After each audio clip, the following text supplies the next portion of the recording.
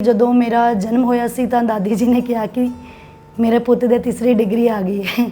ਤਿੰਨ ਭੈਣਾਂ ਹੀ ਹੋ ਤਿੰਨ ਤੁਸੀਂ? ਭੈਣਾਂ ਸੀਗੀਆਂ, ਹਾਂਜੀ। ਤਾਂ ਇਹ ਤਾਨਾ ਜਿਹੜਾ ਹੈ ਸ਼ਾਇਦ ਉਹ ਮੈਨੂੰ ਰਾਸ ਆ ਗਿਆ, ਲੇਕਿਨ ਸਾਨੂੰ ਨਹੀਂ ਪਤਾ ਸੀ ਕਿ ਮੇਰੀ ਜਿਹੜੇ ਵੱਡੇ ਸਿਸਟਰ ਹੈ ਬੀਕਾਮ ਕੀਤੀ ਹੋਈ, ਦਿੱਲੀ ਤੋਂ ਪੜ੍ਹ ਕੇ ਆਏ, ਇੱਥੇ ਪੰਜਾਬ ਦੇ ਵਿੱਚ ਦਾਜ ਦੀ ਬਲੀ ਚੜ ਜਾਣਗੇ। ਉਹਨਾਂ ਨੂੰ ਖਾਣੇ ਦੇ ਵਿੱਚ ਜ਼ਹਿਰ ਦੇ ਕੇ ਮਾਰ ਦਿੱਤਾ ਗਿਆ। ਜਿਹੜੇ ਰਿਸ਼ਤੇਦਾਰ ਕਿਤੇ ਵੀ ਕੰਮ ਨਹੀਂ ਆਉਂਦੇ ਉਹ ਤਾਨੇ ਮਾਰਨ ਲਈ ਬਹੁਤ ਬਖੂਬੀ ਆਪਣੀ ਜੋ ਭੂਮਿਕਾ ਹੈ ਉਹ ਨਿਭਾਉਂਦੇ ਹੈ ਨਾ। ਉਹ ਬੇਟੀ ਨੂੰ ਮੈਂ ਲੈ ਕੇ ਆਈ, मैंने उसको पालिया। वो 1.5-2 साल ਦੀ ਸੀ कि दूसरी एक और बेटी हो गई, और जो पहली बेटी ਨੂੰ स्वीकार नहीं कर सके ਤਾਂ दूसरी ਨੂੰ उन्होंने कित्थे करना ਸੀ, है ना। ਕਹਿੰਦੇ ਨਾ ਕਿ ਠੋਕਰਾਂ ਖਾ ਕੇ ਬੰਦਾ ਜਿਹੜਾ ਹੈ ਬਹੁਤ ਕੁਝ ਸਿੱਖ ਜਾਂਦਾ ਹੈ।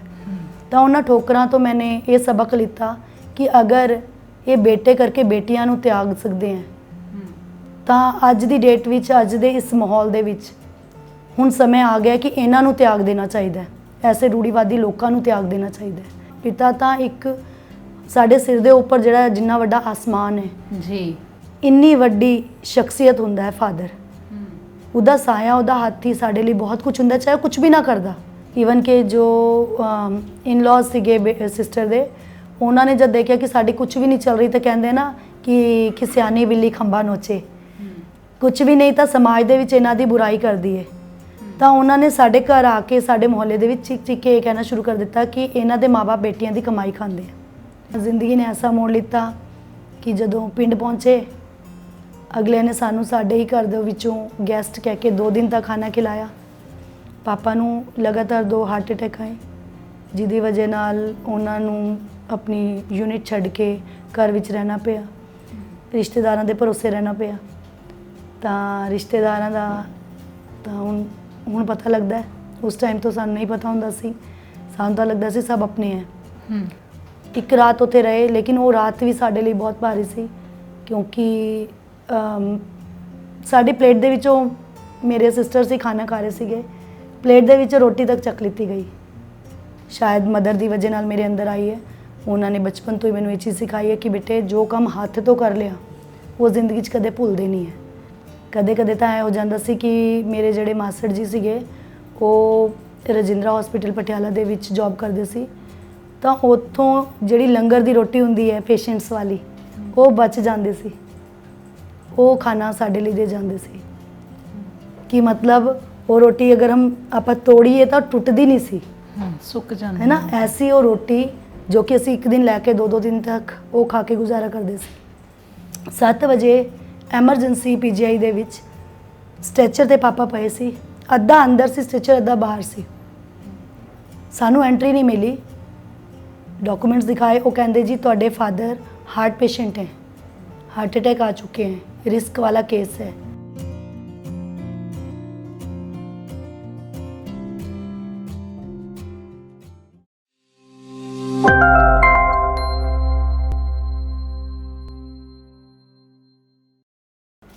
ਸਤਿ ਸ਼੍ਰੀ ਅਕਾਲ। ਬੀ ਸੋਸ਼ਲ ਵੇਖ ਰਹੇ ਸਾਰੇ ਦਰਸ਼ਕਾਂ ਦਾ ਮੈਂ ਰਣਦੀਪ ਕੌਰ ਪੰਦੇ ਸਵਾਗਤ ਕਰਦੀ ਹਾਂ। ਦੋਸਤੋ, ਇੱਕ ਸ਼ਾਇਰ ਨੇ ਬਹੁਤ ਸੋਹਣਾ ਲਿਖਿਆ, ਚਾਨਣ ਜਦੋਂ ਕਰੀਦਾ ਤਾਂ ਸੇਕ ਵੀ ਜਰੀਦਾ, ਐਦਾਂ ਨਹੀਂ ਕਰੀਦਾ ਹਾਏ ਕਿਤੇ ਮੈਂ ਬਲ ਨਾ ਜਾਵਾਂ। ਜ਼ਿੰਦਗੀ 'ਚ ਬਹੁਤ ਘੱਟ ਸ਼ਖਸੀਅਤਾਂ ਇਸ ਤਰ੍ਹਾਂ ਦੀਆਂ ਹੁੰਦੀਆਂ ਨੇ ਜੋ ਖੁਦ ਬਲ ਕੇ ਦੂਸਰਿਆਂ ਲਈ ਰੌਸ਼ਨੀ ਦਿੰਦੀਆਂ ਨੇ, ਜੋ ਆਪਣੀ ਜ਼ਿੰਦਗੀ ਦੂਜਿਆਂ ਦੇ ਲੇਖੇ ਲਾ ਦਿੰਦੀਆਂ ਨੇ, ਜੋ ਆਪਣੀ ਜ਼ਿੰਦਗੀ ਕੁਰਬਾਨ ਕਰ ਦਿੰਦੀਆਂ ਨੇ, ਵਾਰ ਦਿੰਦੀਆਂ ਨੇ ਆਪਣੇ ਤੋਂ ਜੁੜੇ ਰਿਸ਼ਤਿਆਂ ਦੇ ਲਈ, ਜਾਂ ਫਿਰ ਉਹਨਾਂ ਲੋਕਾਂ ਦੇ ਲਈ ਵੀ ਜਿਨ੍ਹਾਂ ਨਾਲ ਉਹਨਾਂ ਦਾ ਕੋਈ ਰਿਸ਼ਤਾ ਹੀ ਨਹੀਂ ਹੁੰਦਾ।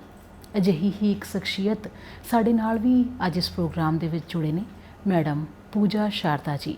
ਮੈਡਮ, ਬਹੁਤ ਬਹੁਤ ਸਵਾਗਤ ਕਰਦੇ ਹਾਂ ਤੁਹਾਡਾ। ਸਤਿ ਸ਼੍ਰੀ ਅਕਾਲ ਜੀ, ਥੈਂਕ ਯੂ ਜੀ। ਤੁਹਾਨੂੰ ਜਦੋਂ ਵੀ ਮੈਂ ਵੇਖਦੀ ਹਾਂ ਤਾਂ ਹਮੇਸ਼ਾ ਬਹੁਤ ਸਾਰੀਆਂ ਪੋਜ਼ਿਟਿਵ ਵਾਈਬਸ ਤੁਹਾਡੇ ਕੋਲੋਂ ਮੈਨੂੰ ਮਿਲਦੀਆਂ ਨੇ। ਇਸ ਤੋਂ ਪਹਿਲੇ ਰੇਡੀਓ 'ਤੇ ਸਾਡੀ ਗੱਲ ਹੋ ਚੁੱਕੀ ਹੈ ਜੀ, ਹੈ ਨਾ, ਅਤੇ ਬਹੁਤ ਸੰਘਰਸ਼ਮਈ ਤੁਹਾਡਾ ਜੀਵਨ ਰਿਹਾ। ਮੈਂ ਚਾਹੂੰਗੀ ਤੁਸੀਂ ਥੋੜ੍ਹਾ ਜਿਹਾ ਜ਼ਰੂਰ ਆਪਣੇ ਪਿਛੋਕੜ ਬਾਰੇ ਦੱਸੋ। जी बिल्कुल मैम। रणदीप मैम, इस तरह है कि मेरा जोड़ा बचपन है और स्टडी है वो दिल्ली तो सी, दिल्ली तो पढ़ाई करते करते बड़ा अच्छा सोहना सब कुछ चल रहा सी। फादर मेरे जोड़े सीगे वो बिजनेस कर रहे सी, पर शायद जिंदगी ने कोई होर नवा मोड़ लेना सी और कुछ नवा सिखाना सी। ਬਚਪਨ ਤੋਂ ਆਰਟ ਐਂਡ ਕਰਾਫਟ ਨਾਲ ਔਰ ਕਵਿਤਾਵਾਂ ਨਾਲ ਮੈਂ ਜੁੜੀ ਹੋਈ ਸੀ। ਦਿੱਲੀ ਦੂਰਦਰਸ਼ਨ ਤੇ ਵੀ ਹੋਰ ਵੀ ਕਈ ਜਗ੍ਹਾ ਮੈंने ਕੰਮ ਕੀਤੇ। ਬਟ ਜਦੋਂ ਇਹ ਮੋੜ ਆਇਆ ਤਾਂ ਉਹ ਇਸ ਤਰ੍ਹਾਂ ਆਇਆ ਕਿ ਮੇਰੇ ਫਾਦਰ ਜਿਹੜੇ ਆ ਉਹਨਾਂ ਨੂੰ ਹਾਰਟ ਅਟੈਕ ਆ ਗਿਆ ਔਰ 2 ਹਾਰਟ ਅਟੈਕ ਇਕੱਠੇ ਆਉਣ ਦੀ ਵਜ੍ਹਾ ਨਾਲ, ਦਿਲ ਦੇ ਦੌਰੇ ਪੈਣ ਦੀ ਵਜ੍ਹਾ ਨਾਲ ਜਿਹੜਾ ਬਿਜ਼ਨਸ ਹੈ ਉਹਦੇ ਵਿੱਚ ਸਾਡਾ ਬਹੁਤ ਲਾਸ ਹੋਇਆ। ਸਾਨੂੰ ਲੱਗਿਆ ਕਿ ਚਲੋ ਇੱਥੇ ਕੁਝ ਨਹੀਂ, ਤਾਂ ਪੇਰੈਂਟਸ ਨੇ ਕਿਹਾ ਕਿ ਸਾਡੀ ਪਿੰਡ ਦੇ ਵਿੱਚ ਪੰਜਾਬ ਦੇ ਵਿੱਚ ਜ਼ਮੀਨ ਹੈ ਤਾਂ ਉੱਥੇ ਚੱਲਦੇ ਹਾਂ ਔਰ ਉੱਥੇ ਜਾ ਕੇ ਅਸੀਂ ਆਪਣਾ ਜਿਹੜਾ ਬਿਜ਼ਨਸ ਹੈ ਇਸ ਨੂੰ ਲਾਸ ਨੂੰ ਸੈੱਟ ਕਰ ਲਾਂਗੇ ਔਰ ਕੁਝ ਜ਼ਮੀਨ ਵੇਚ ਕੇ ਜਿਵੇਂ ਵੀ ਹੋਏਗਾ ਸਾਡੀ ਸਟੱਡੀ ਅੱਗੇ ਹੋਏਗੀ। ਬਟ ਸ਼ਾਇਦ ਪਰਮਾਤਮਾ ਨੂੰ ਇਹ ਵੀ ਮਨਜ਼ੂਰ ਨਹੀਂ ਸੀ ਔਰ ਜਦੋਂ ਅਸੀਂ ਇੱਥੇ ਆਏ ਤਾਂ ਪਤਾ ਲੱਗਿਆ ਕਿ ਸਾਡੀ ਜ਼ਮੀਨ ਤਾਂ ਪਹਿਲਾਂ ਹੀ ਵਿਕ ਚੁੱਕੀ ਹੈ ਔਰ ਕਿਸੇ ਫਰਾਡ ਦੀ ਵਜ੍ਹਾ ਨਾਲ, ਕੁਝ ਰਿਸ਼ਤੇਦਾਰਾਂ ਦੀ ਵਜ੍ਹਾ ਨਾਲ ਸਾਡੇ ਕੋਲ ਕੁਝ ਵੀ ਨਹੀਂ ਸੀ ਜੀ।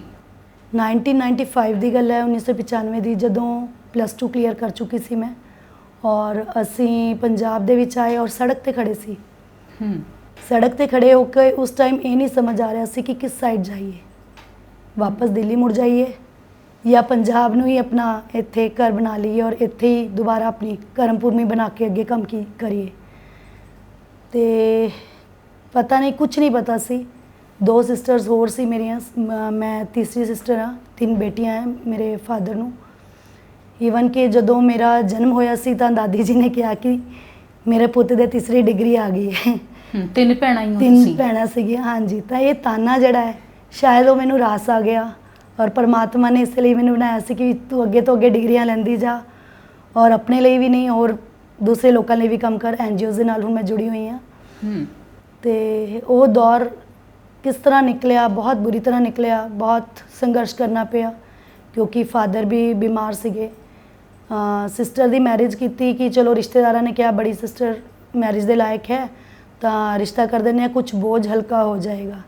ਸ਼ਾਇਦ ਉਹ ਬੋਝ ਹਲਕਾ ਕਿਸ ਤਰ੍ਹਾਂ ਹੋਣਾ ਸੀ ਨਹੀਂ ਪਤਾ ਸੀ ਕਿ ਹਲੇ ਬਹੁਤ ਕੁਝ ਕਿਸਮਤ ਨੇ ਰੱਖਿਆ ਹੋਇਆ ਸੀ ਸਾਡੇ ਨਾਲ।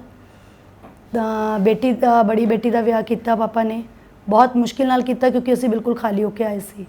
ਕਿਸੇ ਵੀ ਤਰ੍ਹਾਂ ਉਹ ਮੈਰਿਜ ਹੋ ਗਈ, ਲੇਕਿਨ ਸਾਨੂੰ ਨਹੀਂ ਪਤਾ ਸੀ ਕਿ ਮੇਰੀ ਜਿਹੜੇ ਵੱਡੇ ਸਿਸਟਰ ਹੈ BCom ਕੀਤੀ ਹੋਈ, ਦਿੱਲੀ ਤੋਂ ਪੜ੍ਹ ਕੇ ਆਏ, ਇੱਥੇ ਪੰਜਾਬ ਦੇ ਵਿੱਚ ਦਾਜ ਦੀ ਬਲੀ ਚੜ੍ਹ ਜਾਣਗੇ। 4 ਸਾਲ ਦੀ ਮੈਰਿਜ ਤੋਂ ਬਾਅਦ ਉਹ ਦਾਜ ਦੀ ਬਲੀ ਚੜ੍ਹ ਗਏ। ਉਹਨਾਂ ਨੂੰ ਖਾਣੇ ਦੇ ਵਿੱਚ ਜ਼ਹਿਰ ਦੇ ਕੇ ਮਾਰ ਦਿੱਤਾ ਗਿਆ ਔਰ ਸਾਨੂੰ ਕੁਝ ਵੀ ਨਹੀਂ ਪਤਾ ਲੱਗਿਆ ਕਿ ਕਿੱਥੇ ਕੀ ਹੋਇਆ। ਔਰ ਕਹਿੰਦੇ ਆ ਪੰਜਾਬੀ ਵਿੱਚ ਸਖਤੇ ਦਾ ਸੱਤੀ ਵੀ 100 ਤਾਂ ਤਕੜੇ ਦਾ ਸੱਤੀ ਵੀ ਤਕੜੇ ਦਾ, 100। ਹਾਂਜੀ। ਤਾਂ ਉਹ ਸਖਤੇ ਦਾ ਜਾਂ ਸੱਤੇ ਇਹਦਾ ਤਗੜੇ ਦਾ, ਤਾਂ ਉਹ ਕਿਉਂਕਿ ਉਸ ਟਾਈਮ ਜਦੋਂ ਸਾਡੇ ਕੋਲ ਹੱਥ ਵਿੱਚ ਕੁਝ ਹੈ ਹੀ ਨਹੀਂ ਸੀ ਔਰ ਮੈਨੂੰ ਇੰਨੀ ਨੌਲੇਜ ਨਹੀਂ ਸੀ ਉਸ ਟਾਈਮ ਕਿਉਂਕਿ ਬੱਚਿਆਂ ਦੇ ਵਿੱਚ ਹੀ ਸੀ, ਅਸੀਂ ਸਟੱਡੀ ਕਰ ਰਹੇ ਸੀ। ਤਾਂ ਸਾਨੂੰ ਨਹੀਂ ਪਤਾ ਸੀ, ਅਸੀਂ ਇੰਨੀ ਵੱਡੀ ਕੀਮਤ ਚੁਕਾਈ, ਅਸੀਂ ਉਸ ਚੀਜ਼ ਨੂੰ ਖੋ ਚੁੱਕੇ। ਉਸ ਤੋਂ ਬਾਅਦ मैंने ਤਾਂ ਫੈਸਲਾ ਕਰ ਲਿਆ ਸੀ ਕਿ ਮੈਂ ਮੈਰਿਜ ਹੀ ਨਹੀਂ ਕਰਵਾਉਣੀ ਔਰ ਹੁਣ ਤਾਂ ਮੈਂ ਸਿਰਫ ਆਪਣੇ ਪੇਰੈਂਟਸ ਨੂੰ ਜਿਹੜਾ ਹੈ ਉਹ ਸਟੈਂਡ ਕਰੂੰਗੀ, ਆਪਣੀ ਫੈਮਿਲੀ ਨੂੰ ਕਰੂੰਗੀ। ਬਟ ਅੱਗੇ ਵੀ ਪਰਮਾਤਮਾ ਨੇ ਮੇਰੇ ਲਈ ਬਹੁਤ ਕੁਝ ਬਚਾ ਕੇ ਰੱਖਿਆ ਹੋਇਆ ਸੀ, ਜਿਹਦੇ ਵਿੱਚ ਫਿਰ ਮੈंने ਹੌਲੀ ਹੌਲੀ ਆਪਣੀ ਸਟੱਡੀ ਸ਼ੁਰੂ ਕੀਤੀ, ਨਾਲ ਨਾਲ ਮੈਂ ਟੀਚਿੰਗ ਕੀਤੀ ਔਰ ਸਟੱਡੀ ਹੁਣ ਮੈਂ ਪੋਸਟ ਗ੍ਰੈਜੂਏਟ ਹਾਂ, MA BEd ਹਾਂ ਤੇ ਨਾਲ ਨਾਲ ਮੈਂ art and craft the ministry of textile Indian handicrafts the artist ਹਾਂ ਤੇ ਪ੍ਰਾਈਵੇਟ ਕੰਪਨੀ ਹੈ ਫੈਵੀਕੋਲ ਦੀ ਕੰਪਨੀ ਪੀਡੀਲਾਈਟ ਤੇ ਉਹਦੀ ਮੈਂ ਸੁਪਰ ਟੀਚਰ ਹਾਂ, ਆਰਟਿਸਟ ਹਾਂ। ਤੇ ਇਸ ਤਰ੍ਹਾਂ ਕਰਕੇ ਹੁਣ ਮੈਂ ਕੋਸ਼ਿਸ਼ ਕਰ ਰਹੀ ਹਾਂ ਆਪਣਾ ਗਿਆਨ, ਆਪਣਾ ਜੋ ਟੈਲੈਂਟ ਹੈ ਉਹ ਫੈਲਾਉਣ ਦੀ। ਤੇ ਨਾਲ ਨਾਲ ਮੈਂ ਕਵਿਤਾਵਾਂ ਜਿਹੜੀਆਂ ਲਿਖਦੀਆਂ ਸੀ, ਉਹ ਦਰਦ ਜਿਹੜਾ ਹੁੰਦਾ ਹੈ ਉਹ ਸਾਡੀ ਕਲਮ ਨੂੰ ਹੋਰ ਮਜ਼ਬੂਤ ਕਰ ਦਿੰਦਾ ਹੈ ਜਦੋਂ ਅਸੀਂ ਲਿਖਦੇ ਹਾਂ। ਤਾਂ ਉਸ ਦਰਦ ਨੇ ਵੀ ਮੈਨੂੰ ਬਹੁਤ ਕੁਝ ਲਿਖਣ ਲਈ ਮਟੀਰੀਅਲ ਦਿੱਤਾ, ਬਹੁਤ ਕੁਝ ਦਿੱਤਾ। ਲਾਈਫ ਦੇ ਵਿੱਚ ਇਹ ਸਿਖਾਇਆ ਕਿ ਜੋ ਮੁਸ਼ਕਿਲਾਂ ਹੈ ਉਹਨਾਂ ਦਾ ਸਾਹਮਣਾ ਕਿਵੇਂ ਕਰਨਾ ਹੈ। ਮੈਂ ਮੰਨਦੀ ਹਾਂ ਕਿ ਜਦੋਂ ਠੋਕਰ ਲੱਗਦੀ ਹੈ ਤਾਂ ਉਸ ਠੋਕਰ ਦੇ ਵਿੱਚ ਬੰਦਾ 2 ਤਰੀਕੇ ਨਾਲ, ਜਾਂ ਤਾਂ ਉਹ ਉੱਜੜ ਹੀ ਜਾਂਦਾ ਹੈ ਜਾਂ ख़त्म ਹੋ ਜਾਂਦਾ ਹੈ ਜਾਂ ਉਹ ਉਸ ਤੋਂ ਸਬਕ ਲੈ ਕੇ ਅੱਗੇ ਵੱਧ ਜਾਂਦਾ ਹੈ। ਪਰਮਾਤਮਾ ਦੀ ਕਿਰਪਾ ਹੈ ਕਿ ਉਹ ਹਮੇਸ਼ਾ ਮੇਰੇ ਨਾਲ ਰਿਹਾ, ਅੱਗੇ ਚੱਲਿਆ ਮੇਰੇ। ਤਾਂ ਉਸ ਪਰਮਾਤਮਾ ਨੇ ਮੈਨੂੰ ਸਬਕ ਦਿੱਤੇ। ਮੈंने ਜ਼ਿੰਦਗੀ ਤੋਂ ਬਹੁਤ ਸਬਕ ਲਿੱਤਾ। ਡਿਗਰੀਆਂ ਤਾਂ ਮੈਨੂੰ ਜੋ ਦਾਦੀ ਜੀ ਨੇ ਕਿਹਾ ਸੀ, ਮੈंने ਹੁਣ ਡਿਗਰੀਆਂ ਤਾਂ ਲਿੱਤੀਆਂ, ਬਹੁਤ ਕੁਝ ਮਿਲਦਾ ਰਿਹਾ। ਹੁਣ ਵੀ ਪਰਮਾਤਮਾ ਦੀ ਕਿਰਪਾ ਨਾਲ ਬਹੁਤ ਸਾਰੇ NGOs ਨਾਲ ਮੈਂ ਜੁੜ ਕੇ ਕੰਮ ਕਰ ਰਹੀ ਹਾਂ ਤੇ ਲੇਕਿਨ ਜੋ ਸਬਕ ਮੈਂ ਲੈਂਦੀ ਰਹੀ ਉਹ ਸਫ਼ਰ ਮੇਰਾ ਅੱਜ ਵੀ ਜਾਰੀ ਹੈ। ਫਿਰ ਉਸ ਤੋਂ ਬਾਅਦ ਮੇਰੇ ਤੋਂ ਜੋ ਵੱਡੇ ਸਿਸਟਰ ਹੈ ਉਹਨਾਂ ਦੀ ਮੈਰਿਜ ਹੋਈ। ਕਾਫੀ ਕੁਝ ਸੈਟਲ ਹੋ ਚੁੱਕਿਆ ਸੀ ਉਸ ਟਾਈਮ ਤੱਕ ਮੇਰਾ, ਲੇਕਿਨ ਚਲੋ ਫਿਰ ਵੀ ਕਿਹਾ ਕਿ ਹਿੰਮਤ ਜੋੜੀ ਕਿ ਵੀ ਚਲੋ ਅਬ ਉਹਨਾਂ ਦੀ ਮੈਰਿਜ ਕਰਦੇ ਹਾਂ, ਉਹ ਸੁਖੀ ਵਸਨ। ਮੇਰਾ ਤਾਂ ਨਿਰਣਾ ਬਹੁਤ ਪੱਕਾ ਸੀ, ਉਹਦੇ ਪਿੱਛੇ ਮੇਰੇ ਪੇਰੈਂਟਸ ਨੂੰ ਬਹੁਤ ਕੁਝ ਸੁਣਨਾ ਵੀ ਪਿਆ, ਕਿਉਂਕਿ ਜਿਹੜੇ ਰਿਸ਼ਤੇਦਾਰ ਕਿਤੇ ਵੀ ਕੰਮ ਨਹੀਂ ਆਉਂਦੇ ਉਹ ਤਾਨੇ ਮਾਰਨ ਲਈ ਬਹੁਤ ਬਖੂਬੀ ਆਪਣੀ ਜੋ ਭੂਮਿਕਾ ਹੈ ਉਹ ਨਿਭਾਉਂਦੇ ਹੈ ਨਾ। ਤਾਂ ਉਹਨਾਂ ਨੇ ਕੋਈ ਕਸਰ ਨਹੀਂ ਛੱਡੀ ਉਸ ਚੀਜ਼ ਦੇ ਲਈ। ਤਾਂ ਚਲੋ ਬੜੀ ਸਿਸਟਰ ਦੀ ਮੈਰਿਜ ਕੀਤੀ ਜੋ ਮੇਰੇ ਤੋਂ ਬੜੇ ਸੀਗੇ, ਉਹਨਾਂ ਦੀ ਮੈਰਿਜ ਵੀ ਰਾਸ ਨਹੀਂ ਆਈ, ਕਿਉਂਕਿ ਮੈਰਿਜ ਤਾਂ ਚੱਲੀ ਠੀਕ ਸਹੀ ਚੱਲ ਰਹੀ ਸੀ, ਆਪਣੇ ਤੋਂ ਥੋੜੀ ਜ਼ਿਆਦਾ ਉਮਰ ਦੇ ਵੀ ਸੀਗੇ, ਲੇਕਿਨ ਉਸ ਰਿਸ਼ਤੇ 'ਚ ਸਾਨੂੰ ਨਹੀਂ ਪਤਾ ਸੀ ਕਿ ਇੱਕ ਤਾਂ ਉਹ ਨਸ਼ੇ ਕਰਦੇ ਹੈ ਔਰ ਦੂਸਰਾ ਕਿ ਉਹਨਾਂ ਨੂੰ ਬੇਟੇ ਚਾਹੀਦੇ ਸੀ, ਬੇਟੀਆਂ ਨਹੀਂ।